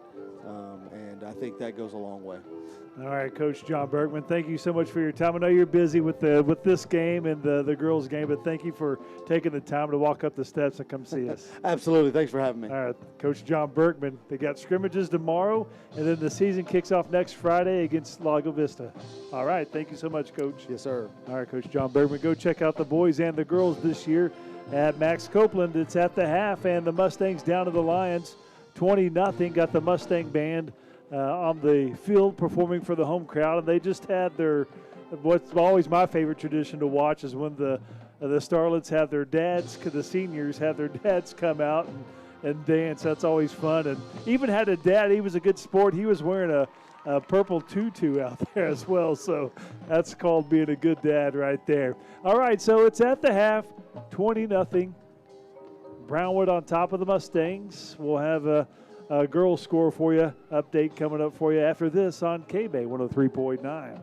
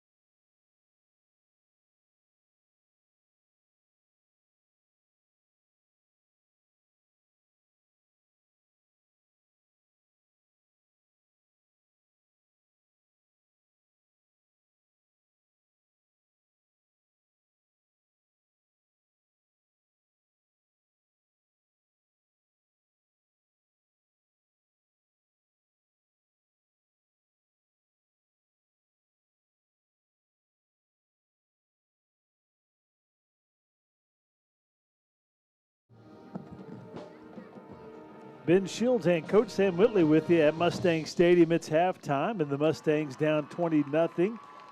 Mustang band performing for the home crowd. I was talking, Coach, when you were behind us, and one of my favorite traditions is the dads with the starlets, the seniors, and they go out there and dance. And you know what? It takes a lot of guts to go do that, especially with one dad wearing a purple tutu out there. Yeah, sometimes your wife or your child makes you do a lot of dumb things. Yes. You know, but yeah, I was back there watching it myself, and you know, in about 7 or 8 more years, I might be out there if my daughter decides she wants to do something like that. I'm going to kind of steer away from it, make her be a cheerleader or something. Play so you tennis. don't have to get out there and dance. Exactly. I think we'd like to see you go dance, Coach. Everybody would, but I don't want to. So 20-0 is our score. Brownwood on top of the Mustangs, and so, Coach, the Mustangs getting the ball to start the second half and being down by 3 scores. What do you hope to see from the offense? I'd like to see us finish a drive. You know, we started the game stopping them on 4th down, got the ball somewhere around the 45-yard line, and drove the ball right down the field at ease, down inside the 3, and then we just stalled out. We had another series where we moved the ball again down the field, and then I can't remember exactly what happened, to be honest with you. I can't remember if it threw an interception or not, but we moved the ball down the field. Oh, no, we ended up doing a quick kick, put them in trouble. And then the last series we had, we started out moving the ball, and then we got on the line side of the field and then had 3 sacks back to back, which, in honesty, when they know you're going to pass the ball, they're going to pin their ears back. They're going to come and get you. But I want to see us finish the drive. I want to see, again, explosive plays. We've had some good runs. Both Doak and Joaquin have done a good job of getting, the 3 yards and sometimes getting the 6 yards with their tenacity. But we need some big plays. We need some 20-yard runs. We need some 35, 40-yard pass catches to put the pressure on the Brownwood's defense a little bit. All right, so about 8 minutes left here at the half, and we'll have the final half of the 2025 season for the Mustangs. So, Coach, you're always good of gathering information, stuff that's happening here with Marble Falls Sports, and I know there's a lot going on. What do you got for us today? There he is. Well, I'm going to talk about the tennis program. We finished our season a couple of weeks ago, got 2 rounds in the playoffs, but we took a couple of weeks off of just, doing some weight. We're back in the weight room now, working on agilities. But we started our Tuesday and Thursday open courts where the players can stay. This is not a mandatory, this is optional, but we invite the community to come out and play with us. So if there's any tennis players, middle schoolers, or, again, we've had 80-year-olds out there playing with us. If you want to come out and play some tennis on Tuesdays and Thursdays from about 4:15 to 5:30, please come out and join us. We've got some people from the communities already coming out and playing with us. And again, it's just open courts. We match people up and just let them play and have a good time. Do some of those adults get really competitive? They can. They can. I mean, we have an elderly crew that comes out here Tuesday, Thursday mornings, and Saturday mornings, and they can put a whooping on you. They really can. We've got swimming going on right now. That actually started right there toward the end of September. They've had a couple of meets, and I believe they have one coming up. I forgot the date. It's either this Saturday or next Saturday they'll be having another meet, and then they'll finish up in January.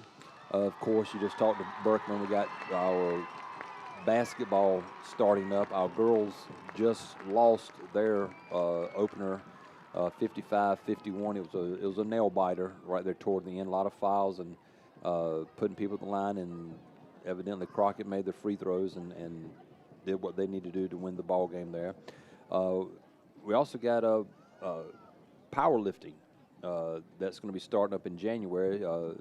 They normally meet in the afternoons on Wednesdays, Mondays, Wednesdays, and come in and work out. So we've got a lot of sports that are just now starting up. Again, basketball specifically and swimming, and some of them will be starting in January. In fact, we have I don't know if Coach Berkman mentioned it or not, but we have a Meet the Mustangs, and the Meet the Mustangs, this is for boys basketball, it's for girls basketball, it's for golf, swim, and powerlifting. It's going to be in the Max Copeland Gym on November 10th, which is Monday night at 6:30. So anybody in the community would like to come out and get to visit with and see the athletes that are going to be on the court and on the greens and in the water for you, just come on out and please come out and see those kids, that whether you're related to them or not. Show your support for them. They're going to do their best to make you proud for this Mustang community. That was pretty cool just a minute ago when you were coaching. They had the lights off, and it was a bit of a mini light show by the band. Had some glow-in-the-dark lights. That was pretty cool. All right, Coach, anything else on the Mustang sports athletics you want to talk about? That, again, the volleyball team had a phenomenal showing in the playoffs. It's me and you were talking before we got on air a little bit, and when you make it to the playoffs, you actually do have a chance to do some phenomenal things and to go far. Your ranking getting into the playoffs sometimes really does not matter. Again, we were number 4 coming out of district, played a number 1 team and beat them pretty soundly. Played a second match where we got beat the first set pretty soundly, and then the opposing team just fell apart, and we went on to win the next 3 sets to go to the third round. And I guess it was last night, we had a hard-fought first set, lost 25-23, I believe it was, and in the second set we fell apart, lost 25-7. Then we pulled it back together for the third set. A lot of senior girls, a lot of kids have been in the program for a while. Have really done, again, hoping it's going to springboard. I'm hoping that we just pick it up and just continue to go, because once you get the ball rolling, it's kind of like the snowball going downhill. It can get bigger and bigger and bigger, and all the athletics and all the athletes can compete against each other and get this program moving in the right direction. All right, so, congrats to the volleyball team, and I can tell you, I can remember some dire years when it was tough to see a winning match, and so for that program to come a long way, it's really impressive to see. It is, and the thing is you really want to build a program. There's a lot of times, I guess it was 4 or 5 years ago, our football program did really well, went 2 or 3 rounds deep into the playoffs. And then the very next year, we struggled to win a game. We've been struggling for the past few years now. The underclassmen have a lot to do with that, because you have kids, like I said, the seniors on the volleyball team. I've got 12 seniors on the tennis team. They're going to be gone next year. I have a fine group of underclassmen, but they're going to have to go in and they're going to have to do the work to keep the program moving upward. Same thing with the volleyball team. It doesn't matter. I mean, our football team right now, I know we're playing a lot of young kids to give them experience. And, you know, in essence, I'll just say they really haven't tasted the success. So they're going to be hungry for it. But when you're training in the high school ranks, you just got to keep the pedal on. It's difficult. I know the kids sometimes don't understand how the coaches are really pushing them and pushing them and pushing them, and you might want to take a break. You can't take a break. Unfortunately, that just doesn't happen. You take a break, and somebody else is going to get better than you. All right, so the Mustangs about to come back out onto the field, out of the big Mustang south side of the stadium. Do want to thank our sponsors for bringing you Mustangs football this year. Big thank you to IBC Bank, Hill Country Collision, Lakeshore Church, First United Bank, and Ewald Kubota. So the final 2 minutes of halftime. Mustangs going to get the ball to start this second half. Well, it's going to be interesting to see what Brownwood decides to do to take away our perimeter pass. And it's going to be interesting to see what adjustments we're going to make to stop that power G play that they've had plenty of rushing yards on. And also in a game like this, when Brownwood knows they're going to make the playoffs, and I don't know if there's going to be really a change in seeding. When do you start to think, let's maybe get some of these guys out of here so we're not risking injury? When do you start thinking about that as a coach? Well, the first coach I worked with named Dixon Sauls, he was happy when you had a 5-touchdown lead. That's when he. So do you have a cutoff point then? Yeah. Okay. I mean that. Again, every coach is going to be a little bit different, but that was what I was taught back in 1990, and that's the thing that I kind of hung my hat on. You know, when you have a 5-touchdown lead, you've got it pretty much in control. And of course, you know, as the game gets in the fourth quarter and midway through the fourth quarter, that can go down just a little bit. But you know, when we're watching college games, and me and my wife are sitting there watching college games, and you know, Alabama's up by 2 touchdowns or 17 points. I'm not sitting there resting because I've seen, 3 touchdowns scored in less than 2 minutes, and you're like, what just happened? So I don't get restless. There's a lot of anxiety that's going on. So I'd expect Brownwood to continue to play their players on the field until they get a couple more touchdowns and they get a 5-touchdown lead. Then I can see them pulling people off the field. And in all honesty, I could see the same thing by us, of pulling some of the seniors off and kind of giving them a little bit of an honor and let some of the young kids go out there and play. Seniors for the Mustangs playing their final game. Caleb Felt, as well as Atreyu Makachek, Doak Timmerman, Noah Ortiz, Caden Langbine, C.J. Alexander, Jace Williams, Joaquin Aguilar, Greg Lemon, who's going to go to the basketball court, according to Coach Bergman once it's all said and done here.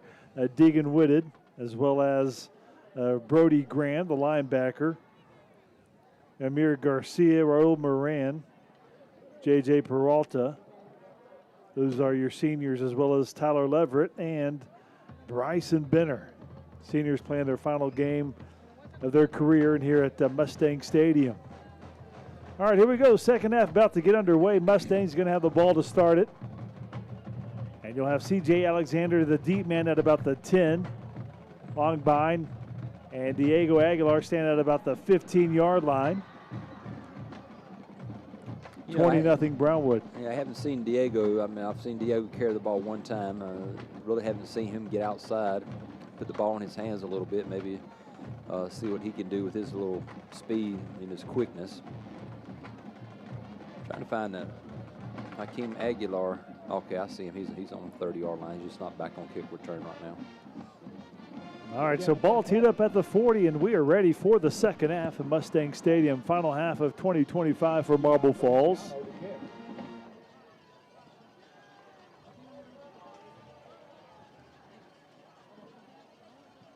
Here comes the kick from Valenciano, and it's going to be taken by C.J. Alexander to the 10, to the 15, and then hits a pile at about the 19-yard line. Takes 7 seconds off the clock.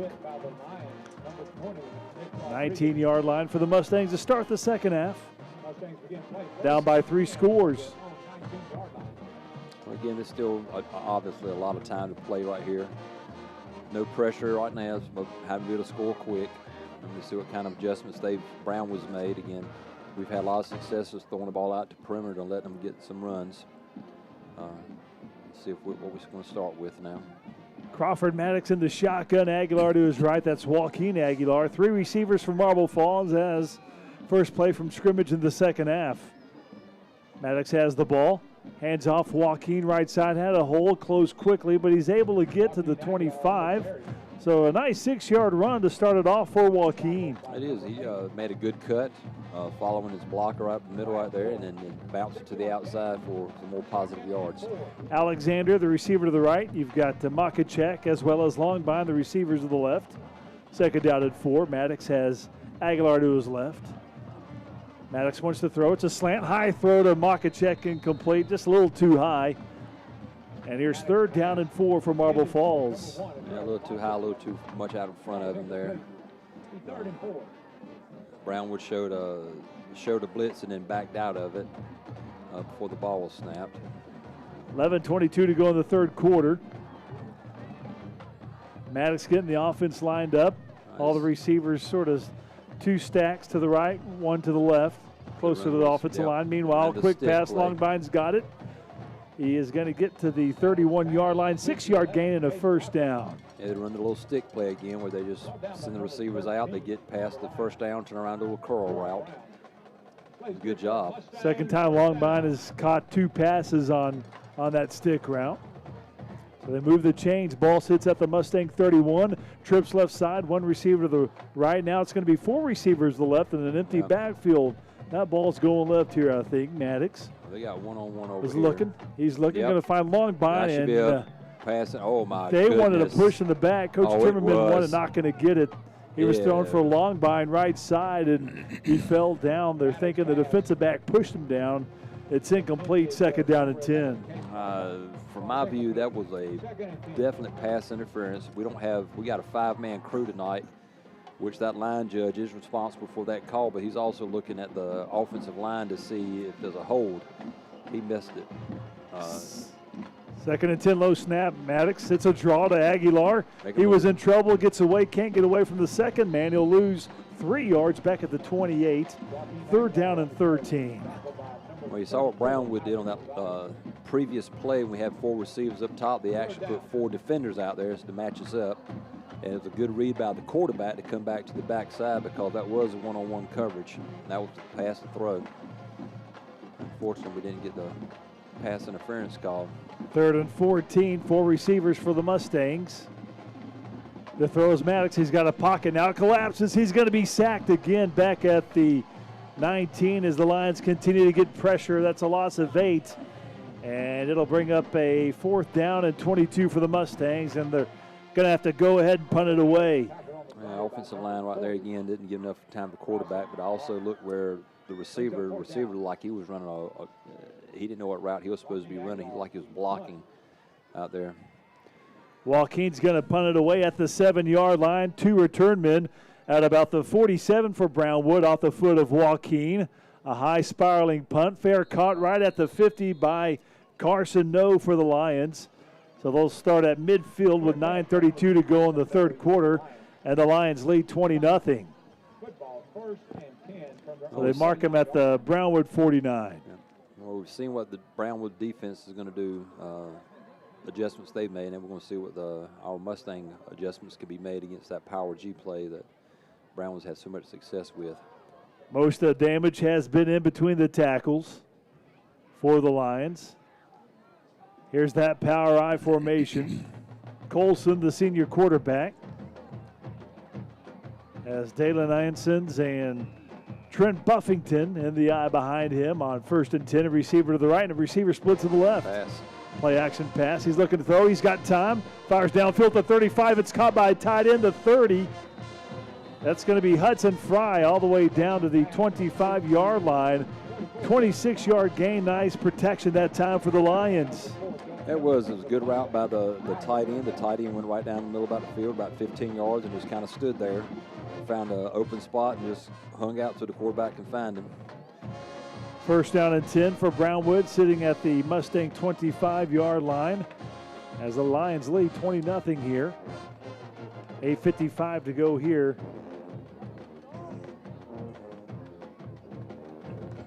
In the third quarter, jet sweep to Carson No at the 20. He's got a first down to 15, shoved out of bounds at about the 11. And he's going to they'll give him the 12, so a gain of 13. And the Lions in the red zone again. The first time we've seen that play, that formation. Good speed on that receiver, getting outside really quick. Good job by the quarterback of tossing that ball forward. You know, the weird thing about that is that if he drops the ball, it's just an incomplete pass. What's funny is on a jet sweep is the quarterback gets all the yardage on his passing yards. Yes. And the stat sheet. All right, so they're going to go back to the pistol formation this time with Colson. That's where they've been running the stretch to the right-hand side. Buffington's behind him. Just straight up the gut that time. No, it's a bootleg, and he gets away from a defender. He's going to run, and he's hit the 9. He juked one of the Mustangs. Meanwhile, that was Lemon who came up and appended the QB. Yeah, we had him. He just stepped right up in front of it. Good job, good pressure on him. Under 8 to play in this third quarter. Mustangs are trailing 20-0. Lions threatening inside the 10. Second down and 8.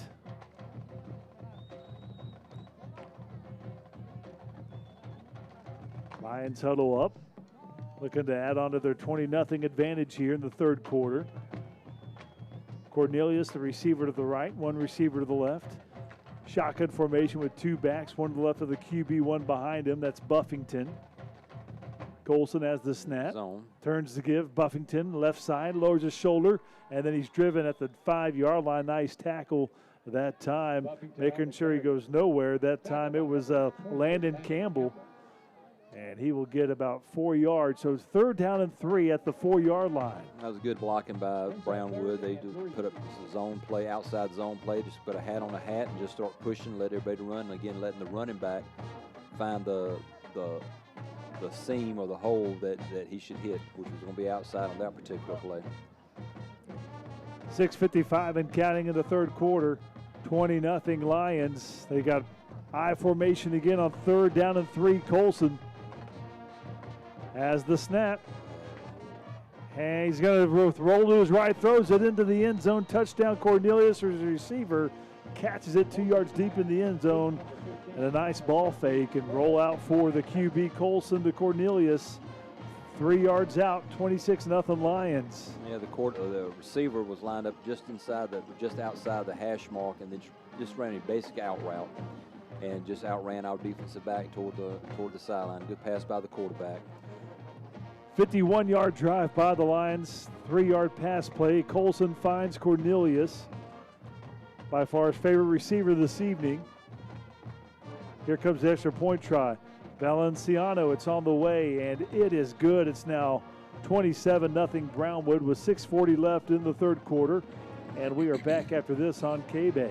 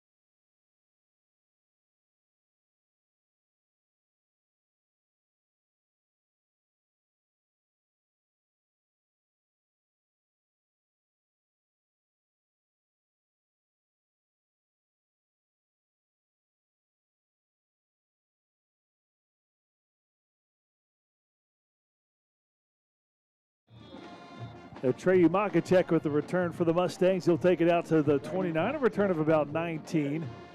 And so the Lions extend their lead to 27-0. And what makes them so effective? They've got a lot of meat up front. They're moving our defensive line off the ball. The running backs are actually getting to our linebackers. Again, the tailback is a good, hard runner. He doesn't really look for a lot of. He doesn't slow down to look for a hole. He's moving downhill. He knows where the hole is supposed to be at. When you have those ISO plays and you're running the outside zone, the stretch play, it's a little bit more patient play. But again, your offensive linemen are getting a hat on a hat, and you just kind of run where you see white shirts at for the longest time. 1st and 10 Mustangs. Maddox in the shotgun. Joaquin Aguilar back in as the running back. He'll be to the left of his QB. 2 receivers to the left, 1 to the right for the Mustangs. Second time to have the ball here in the second half. Crawford is going to be a quick pass out to the left off the hands of his receiver. Culver incomplete. And second down and 10. They just rolled to they basically rolled to a 4-4 defense on that one. Had three defensive backs, and they had that pass covered up. Second down and 10 for the Mustangs. Ball sits at the 29-yard line. Diego Aguilar and Culver, the receivers to the right. Along by the receiver to the left. Joaquin's to the right of his QB, Maddox. Quick pass right side. Culver can't haul it in, incomplete. The defensive back, Sir Beam, was right there, and he knocked that away. Yeah, that number 7 or 13. That outside linebacker looked like he almost had a bead on it to take it to the house. All right, 3rd down and 10. 5:05 and counting. Clock is running despite the incomplete pass. Yeah, that's not supposed to happen, I don't think. 3 receivers for the Mustangs. 3rd down and 10, under 5 to play in the 3rd quarter. Crawford is rolling to his right. Pressure in his face. He goes down again at the 21. Brownwood, Durham Brown comes in, gets another sack for the Lions.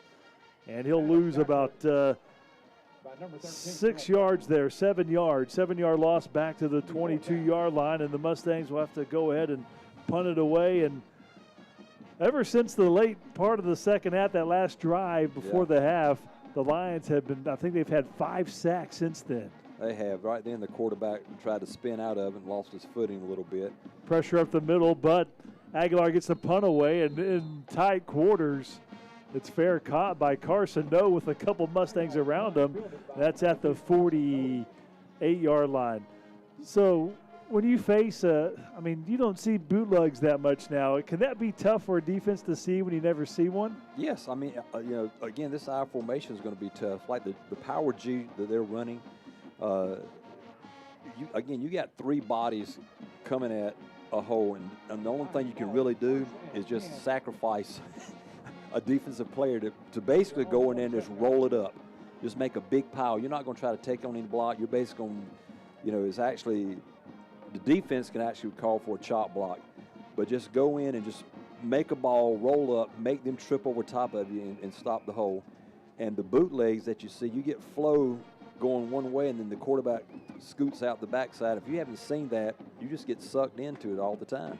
I formation, and this time it's going to be Nick Rodriguez, his second carry, and he's actually going to be dropped for a 2-yard loss back at the 45-yard line. And when you're running the ball well, you've got to respect it, especially in the I formation or any formation. And you start flowing to the ball with your defense, and again, like I said, that bootleg or the boot where the quarterback just pulls the ball and runs out the backside. If your defensive end is not playing honest, and we run a 3-man front most of the time, it's going to be wide open every time. Second down and 12. Colson's going to call his own number right side, and off tackle gets about 3 yards to the 48-yard line. 3rd down and 9 for the Lions, near the 3-minute mark in the 3rd quarter. Lions lead 27-0. And you can watch a lot of videotape on your opposing team and have your scout team go out and do their very best job of simulating what you're going to see. But they're never going to be as crisp, and they're never going to be as fast as what you're actually going to see on Friday night. And it normally takes a little bit of time to catch up, but you don't have a lot of time to catch up with the speed of the game right here. I'm still waiting for the fullback to get the ball. He ain't touched the ball all night long. No trap yet. No. Maybe they heard you up here. Oh, I say he's going to throw. Play action pass right side at the 41. And that's good enough for a first down. He's going to get about 13 yards there. Carson No with his first catch at the 41. 2:26 to go. 27-0 Brownwood. That play faked me out. I was looking at the tailback.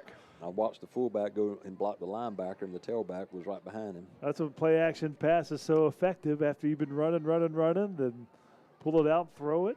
Exactly. 2:10 to go in the third quarter. Lions have two receivers. All right, stretch play up top. That's the formation they like to run out of it. Oh, look, there's your play boot. Action pass. So there's Graham. Graham giving chase. He gets away. Finds Cornelius open. He can't hang on, though, at the 28, as it was a low throw because there was pressure by Graham. Got rid of it. Graham made him throw a bad pass there to Cornelius, and he can't haul it in at the 29. And Cornelius was wide open. He was. The purple was all playing the stretch that they've been running out of, and a good job by Graham of playing his responsibility of taking the quarterback. You know, he's outside linebacker in the 3-4 defense. He's basically a defensive end. Good job by him of just doing his responsibility, doing his job. 1:56 remaining in the third. I formation. One receiver to the left, one to the right. Draw. Going to be a draw to Rodriguez behind his blockers, and he's going to get to the 37. Browning with the wrap-up for the Mustangs. And he will get to the 47, 4-yard gain. So here's third down and 6. Branson Bunning, just a junior for the Mustangs. All right, so they've had success with the draw plays, sprint out draw. Of course, all right, they're in a bunch formation. Probably some of that same boot play they just ran a few seconds ago. Rodriguez about 5 yards behind the QB. And he is going to be a stretch. Rodriguez finds a hole. He's at the 30, the 25 down the right sideline near the 20-yard line. They mark him out at the 23, but that's good enough for a first down, a 14-yard run for Rodriguez. That was a good blocking by the receivers up top in that bunch formation. Running back bounced to the outside. 1:02 to go. 27-0 Mustangs down to the Lions. Maybe if I keep saying it, they'll finally give that fullback. Maybe I'll try to will it for him. He's caught a few passes out of the backfield on the boots. Maybe it's not. Maybe it's not in their playbook there, Coach. Always going to be in the playbook. First and 10 at the 23. Two backs with the QB. Colson. He's going to pull it back. He's going to throw. He's looking in the end zone for and it is going to be bobbled and incomplete. Aguilar had the coverage, and it bobbled a couple times. No, I thought he was going to catch it on the third bobble, I did but it's incomplete. Well, at least we had it covered up. We had two defenders in the same area. That was good. So, again, take care of our responsibilities. The eyes not in the backfield, getting fooled by all the fakes. Second and 10. It's a second down and 10 with 53 seconds remaining. Ball's at the 23 of Marble Falls for the Brownwood Lions. Back to the I formation with Colson. Moving a man to the right now in motion. Second down and 10. Stretch play again. Rodriguez is inside the red zone and wrapped up at the 14. 9-yard pickup, and he's going to be just shy of the first down. He's looking at a third down and 1. 40 seconds and counting. And if Brownwood wanted to, they could just go ahead and let the clock wind down and take this next snap in the fourth quarter. They definitely could. It's pretty much right on top of it, isn't it? Yeah, I think the game clock is like a half a second ahead of the play clock. They do break the huddle. I think they may intend on taking one more snap here. Yes. I formation. Colson. Hard count. Turns again. Rodriguez up the middle. He's at the 10 to the 6-yard line. 8-yard gain. That's a first down. They'll move the chains. Now I think that'll be the last play of the third quarter. I think you're right on that. And it'll be a first down and goal for the Lions. Yep, they jog over to the sideline, and the Brownwood Lions in front of the Marble Falls Mustangs, 27-0. Final quarter of the season coming up for Marble Falls right here on KBEY 103.9.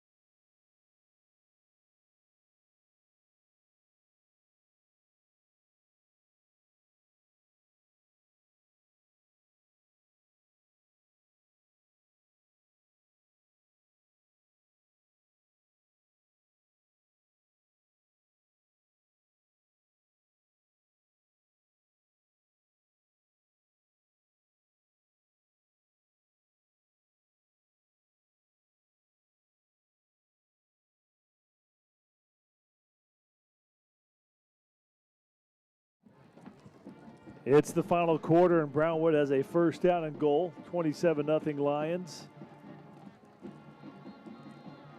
Coach, something you noticed, the student section dressed up in their Santa Claus hats, huh?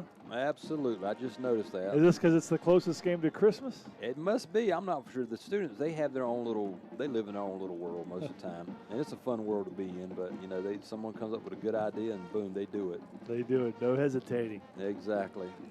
And it's fun. It's fun to watch them. They have a good time. They're making memories right now.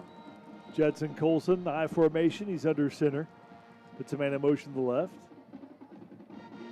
Colson gives it to the fullback, and he's going to take it in, rumble in. There you go, baby. I told you he was going to get the ball at some point. Dalen Anson's his first carry. Takes it in 4 yards. And it's now 33-0 Brownwood. Yep. On that trap up the middle. It puts you to sleep, and you know you forget about that guy, and all of a sudden he gets the ball. So now he won't touch the ball again for about another 4 or 5 quarters. Second round of playoff before he sees it again. Valenciano on for the extra point trial. The hold of Carson, no. That one is going to be strong. It's good. 34-0 Lions. We're back after this on KBEY 103.9.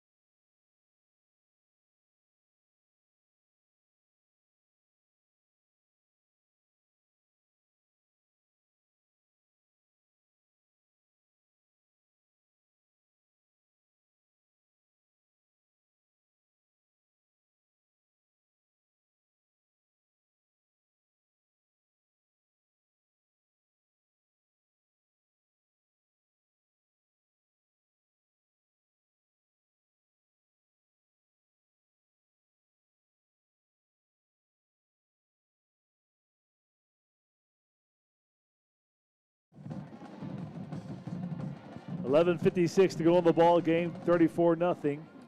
Knuckler. All right, let's Brownwood. go. All right, picked up. It's going to be maybe down to the 25. That's Braxton Dickin. He's a sophomore. Dickin on the return. 11:48 to go in the ball game. Mustangs trail 34-0. I don't know if Coach Tim has already started putting his young kids out there a little bit to play. I haven't seen Braxton back there yet. Normally Diego and CJ and Hakeem. Mustangs would love to put a drive together and get that goose egg off the scoreboard. Ball's out the 25-yard line, 34-0 Brownwood. Mustang's going to work with Twins left side, a receiver to the right.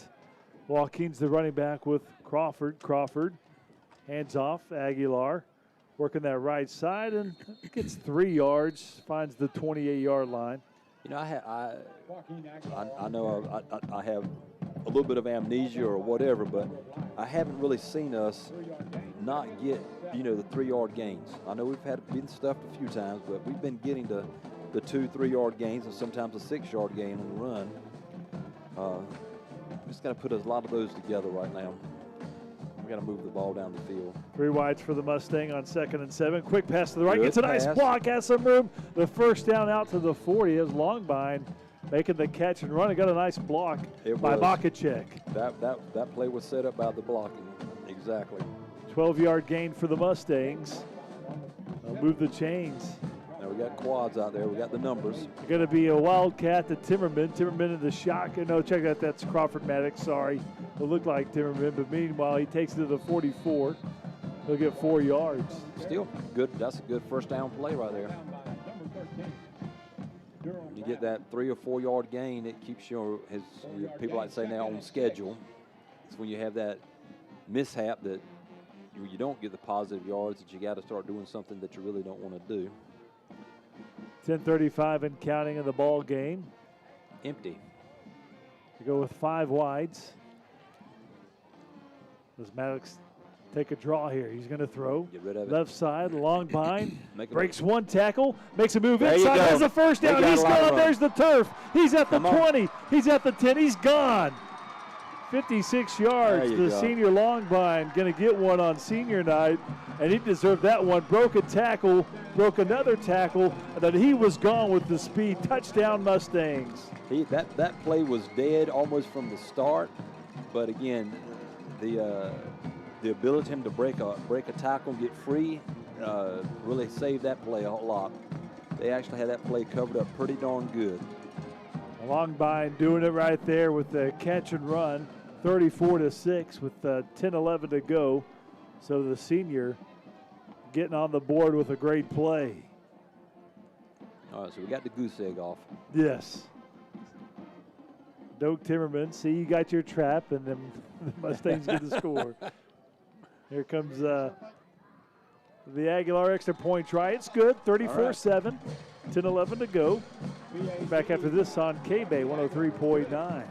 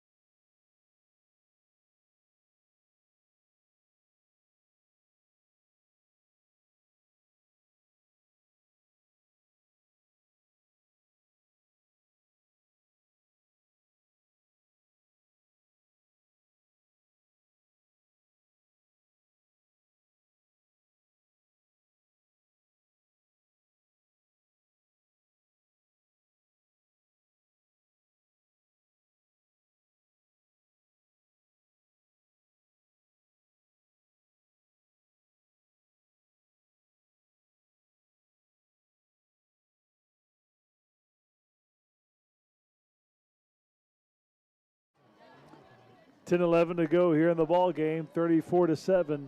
Lions lead, but the Mustangs just get a touchdown, 56 yards. Maddox to Longbind. Here comes Aguilar. Going to be a pooch kick.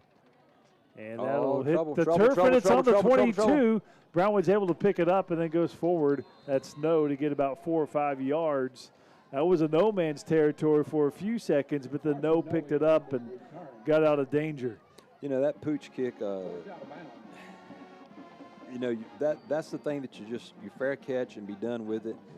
But sometimes the returners, they just, for whatever reason, like that could have easily been our ball. if it took another bad hop, scooted away from him a little bit, we had 5 guys barreling down on top of him to get that ball. 10:05 to go. Here come the Lions. They'll keep their starting QB, Judson Colson, out there. I think we might see Trent Buffington, the starting running back out there. He's about 5 yards. He's the lone back behind Colson, who's under center. 3 wideouts. 1st and 10. Hand off Buffington on the stretch. That time, job. Mustangs corral him at the line of scrimmage. A host of Mustangs. Yes. Brody Graham there. See Lemon. That was definitely good pursuit.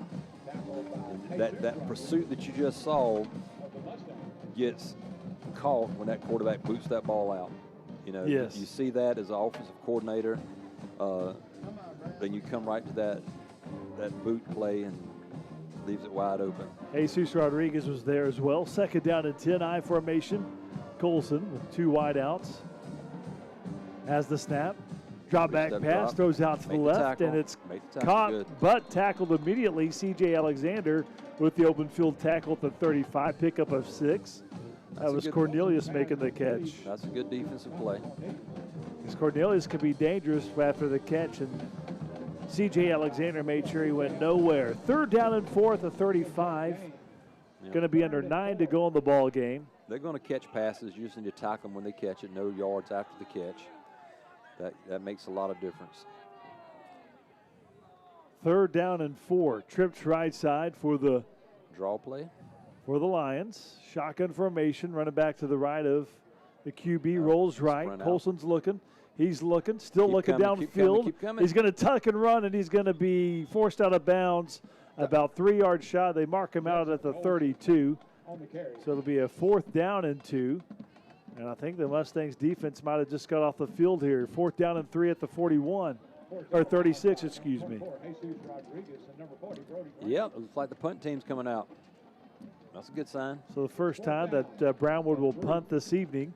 Long bind going to be the return man at the 35. Put the mojo on. Bad snap. Snap over Valenciano the punter's head. does the duties. That was the Crockett game, and there was 4 of those Yeah. bad snaps. Back to Hey. return for the Mustang, number 11, 4th and Hayes 3. Broadband.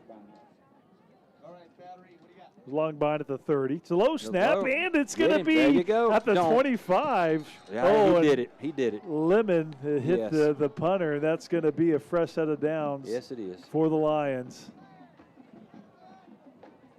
Flag on the play. Yep. So personal foul, as they say. Lemon hit him on the ground. Yeah. Yeah, he did it. He went straight in there with it. I mean, he hit him.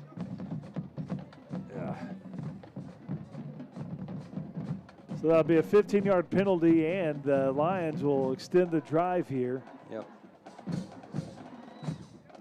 They'll take it to the 40-yard line after that. Are they going to say I'm not trying to figure out what they're doing right here. they're pointing towards like it's Marble Falls ball? Yeah. So, okay, what happened there, Coach? You got me. I think it was after Was the it play. dead? Yeah, Okay. it was a dead ball because All he right. was down. So that was the end of the fourth down play. So it's our ball, but I imagine they're going to back it up about 15 yards. Yeah, they will, back to the 40. All right, so that's good to know that it's not, they don't extend the drive there. Yes. Okay. That was just a. All right, so it was after the Can't do that. fact. It was a dead ball foul, so the Mustangs will keep possession, but they'll just push them back 15 to the 40. 7:07 to go. Receivers for the Mustangs, they've got 2 of them to the right. Doug Timmerman's the running back with Crawford Maddox. Following the mark off. Mustangs 1st and 10 from the Brownwood 40-yard line. Well, you asked for a bad snap or a bad punt, you got that bad snap. Put a little mojo on them. Yeah, What's it called? The announcers. announcer's jinx. There you go. 7:07 to go. Maddox puts Dalton in motion to the right. And Timmerman's out of Double motion. pass. He's going to swing it out to Timmerman. Double pass. Now he's It's going to open. throw. He's got It's a open. man. Right Catch it. sideline. Oh, can't haul it in. Incomplete. Safety got across there. Yeah, nice play breaking it up. Long by the intended receiver. That was A nice play by No, who came over to knock it away. Yes. Because it was there, but just a nice was. play. It was. The safety came across and made the play. And Doak had a good throw. It was good. It was right on target. He put enough air underneath the ball to get it there. And it's a good play. It was. Second down and 10, 6:58 to go. You got 4 receivers bunched to the left, 1 to the right, empty backfield for Crawford Maddox.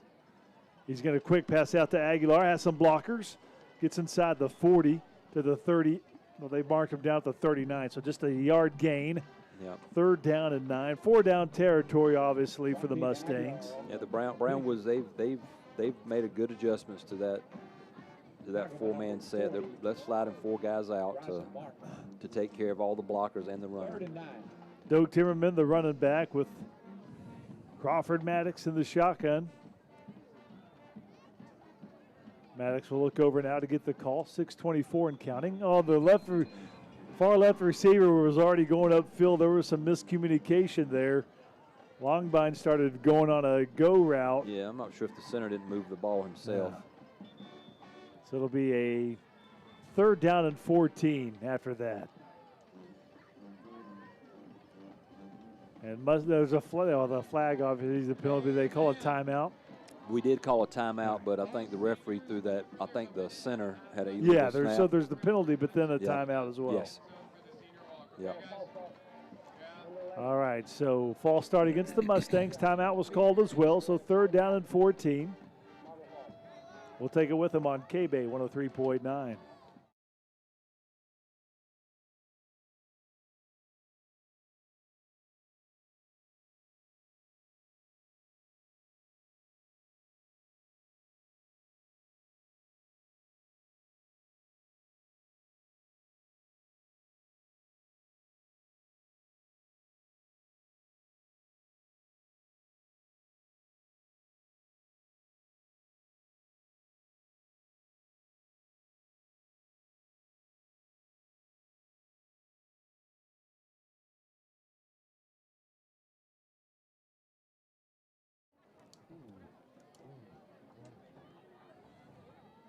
Third down and 14 for the Mustangs. 6:22 to go in the game.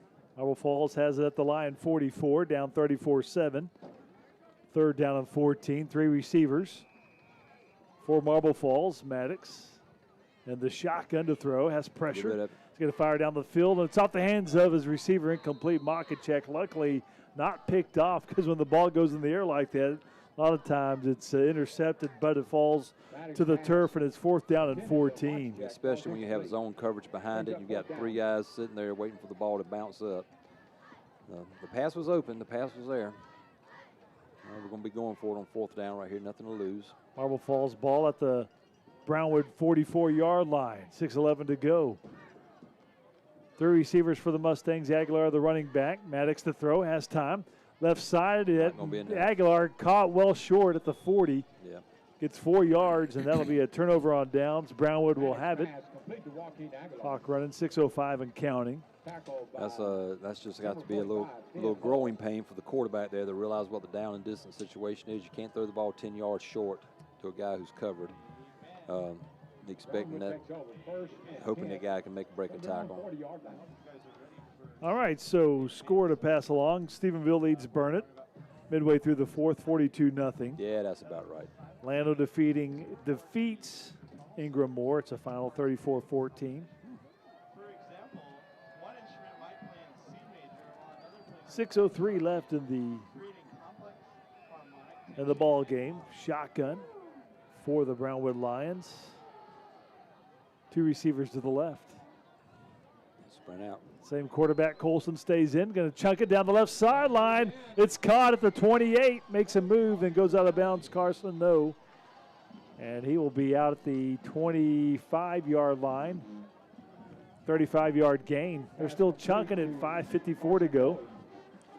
Yeah, not really sure why, to be honest with you. But you ain't got that five score lead either. You got a 4-score lead.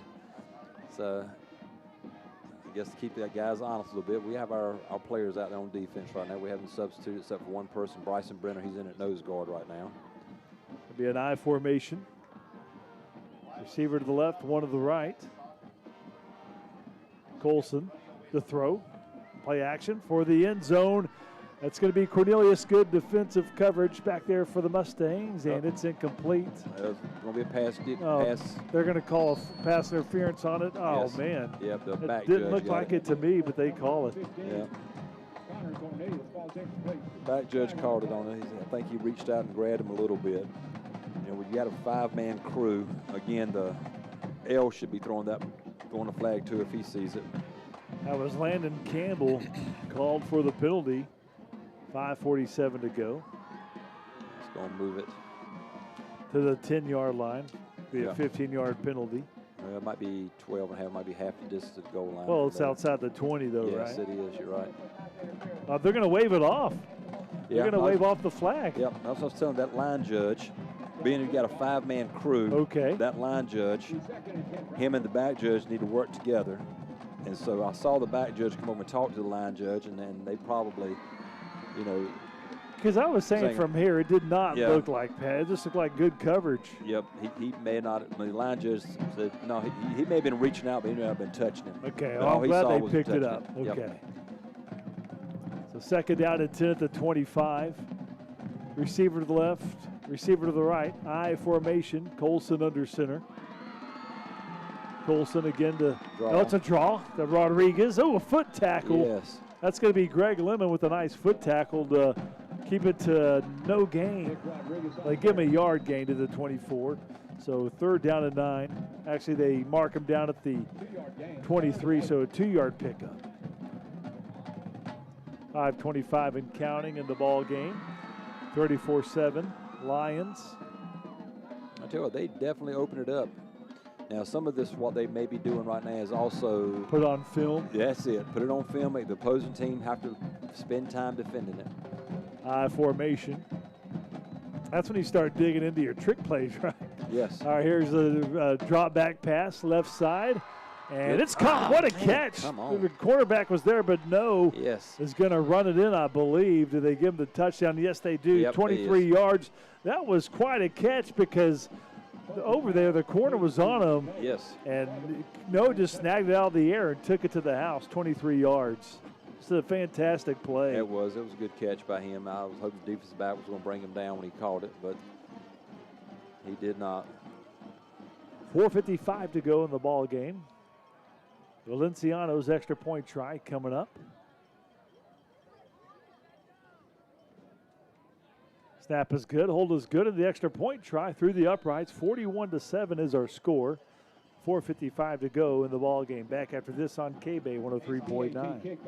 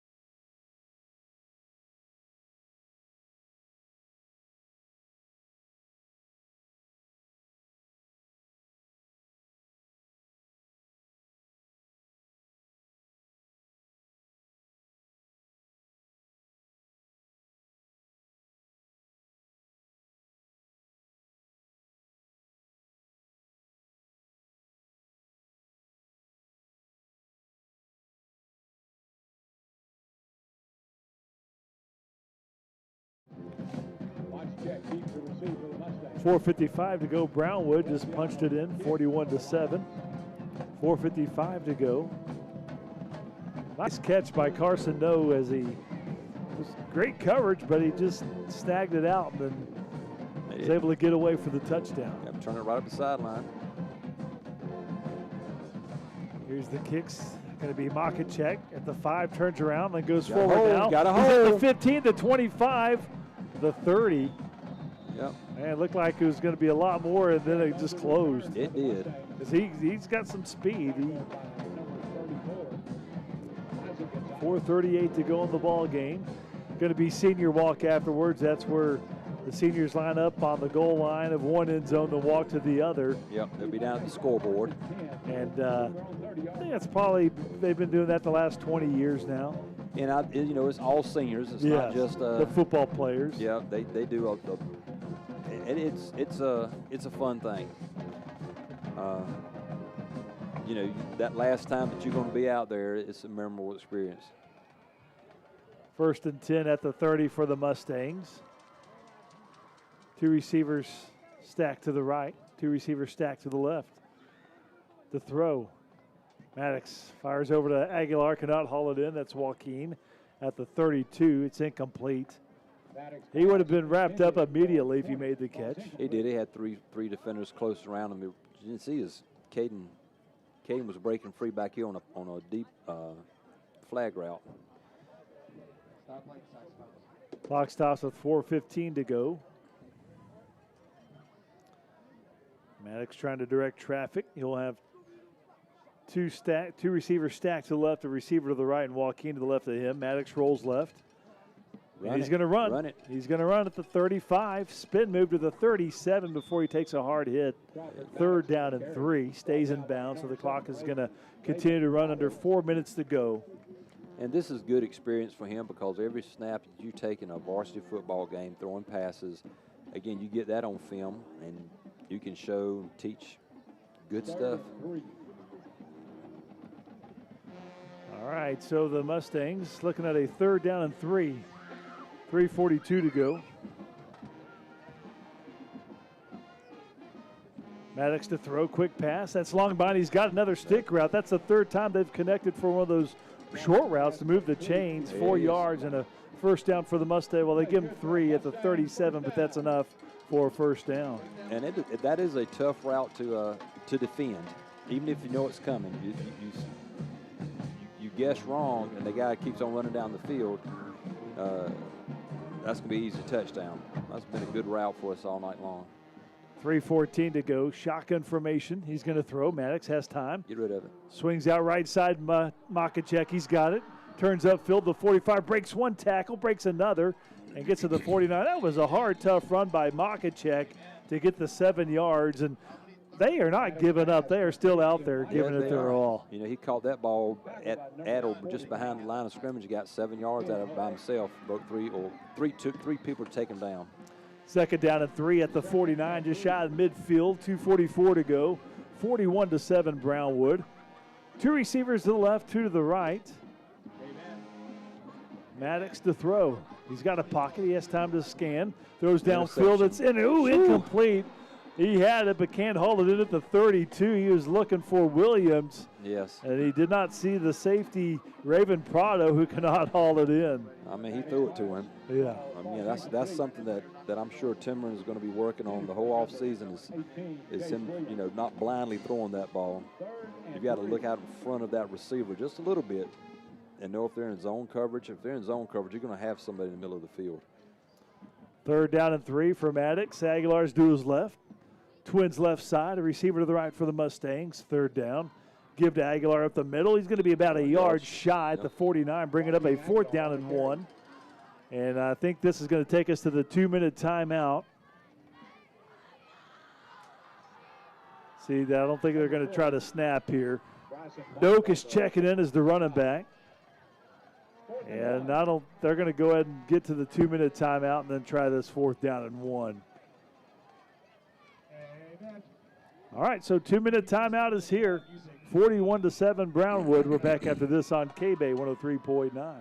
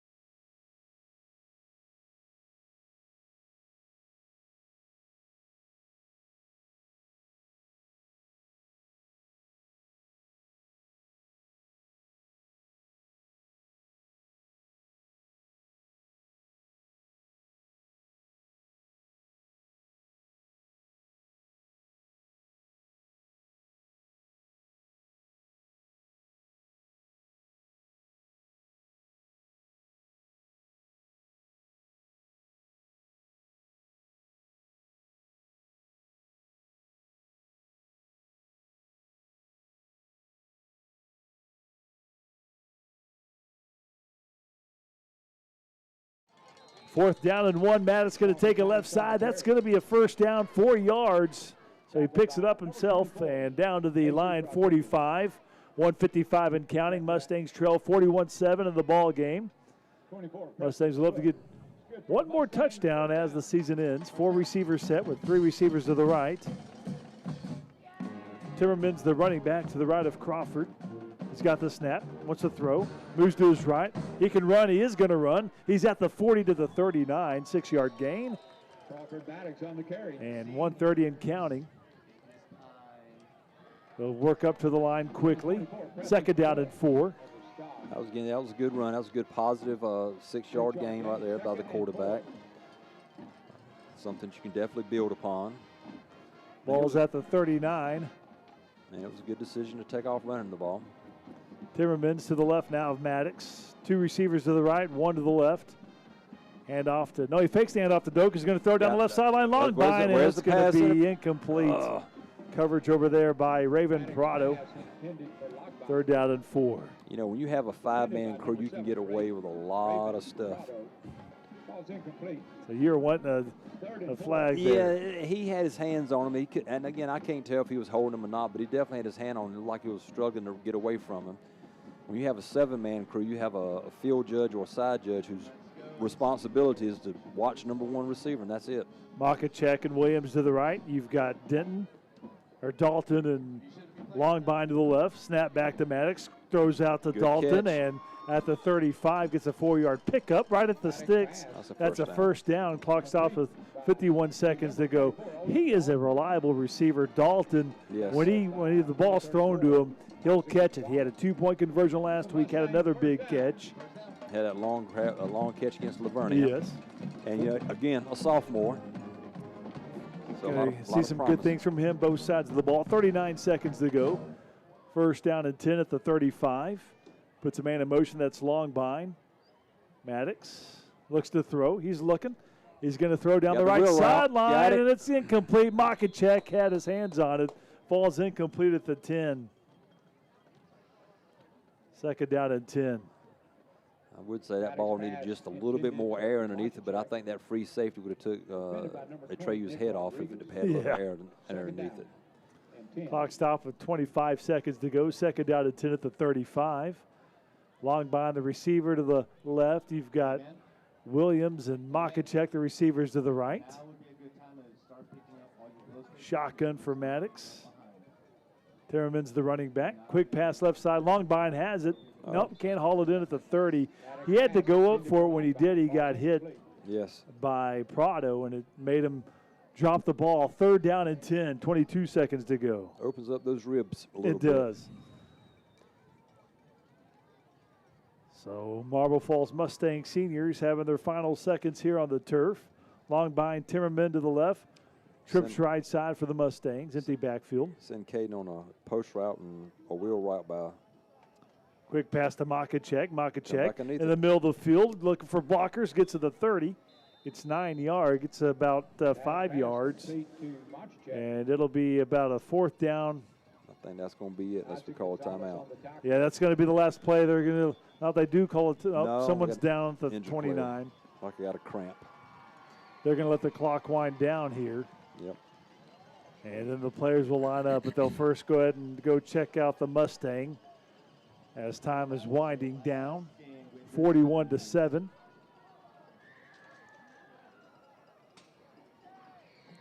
Is going to be our score. Or are they going to go and keep 1 second on the clock here? I am not sure what they're doing. Well, the Mustangs are lining up. I think the Mustangs, and so is Brownwood. So I think that's going to be it. It is. Yeah, that's it. The white hat's walking off the field, so the game's over. Yeah, he's gone. Yep. All right, so that's the season for the Mustangs. They will go to 3-7 on the season. Brownwood 6-4, and Brownwood moves on to the first round of the playoffs. And so 41-7. Brownwood comes on the road. Mustangs started off hot defensively, got turnover on downs. They were driving the ball, got inside the 5 before it stalled out.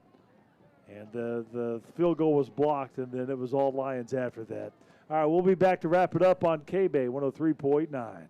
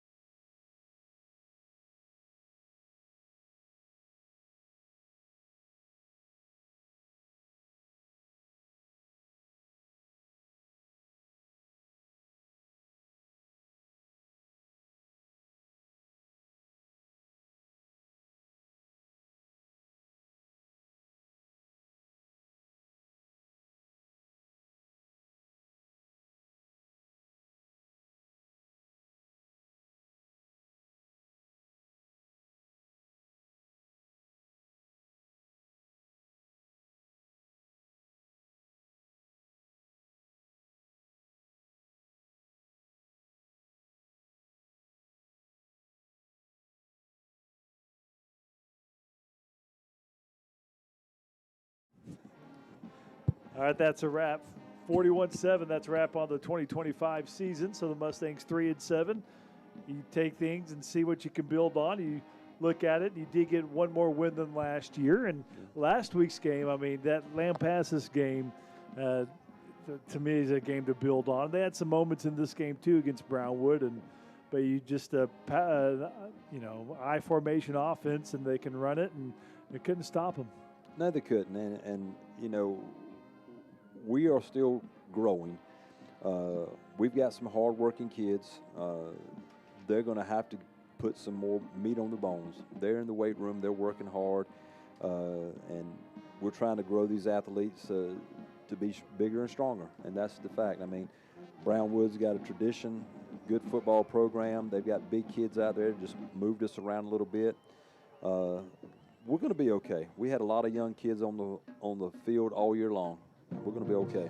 All right, I want to recognize the seniors one more time. Played their last game tonight at Mustang Stadium. Caleb Byfeld, Atreyu Makachek, as well as Doak Timmerman, Noah Ortiz, Caden Longbine, C.J. Alexander, Jace Williams, Joaquin Aguilar, Greg Lemon, Deegan Whitted playing his last game for the Mustangs, Brody Graham, Amir Garcia, Raul Moran, J.J. Peralta, Tyler Levert, and Bryson Benner. So they finished their careers for the Mustangs, and now they'll go to do the senior walk that's going to take place go from the south to the north here at Mustang Stadium, and some young players to build upon as well. So, Coach Sam Whitley, thank you for your time this year, taking time out to come do some games. I really appreciate it. I have thoroughly enjoyed it. I appreciate you giving me the opportunity. It's a different way to look at the ball game, and I've enjoyed watching the Mustangs play. I've seen some good things, and I've seen some things that definitely need to be improved upon. I think we're going to be okay. We've got a lot of young kids out there, and I think the coaching staff is doing a good job with these young men. We wish we could turn it around in 1 year, but it's not.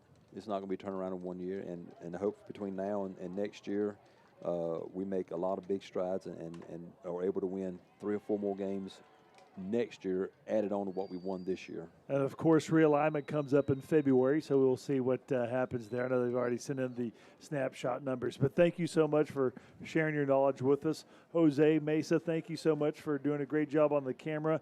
And a huge thank you to Roy Linnick back at the studio as our producer-engineer, doing such an awesome job keeping us on the straight and narrow here this season. I want to thank our sponsors one final time. Hill Country Collision, IBC Bank, Lakeshore Church, First United Bank, Ewald Kubota, and also want to thank J-Bar, their sponsor, throughout some of the time as well, and Inman's Barbecue as well. So that's a wrap for the 2025 season. Until next year, it's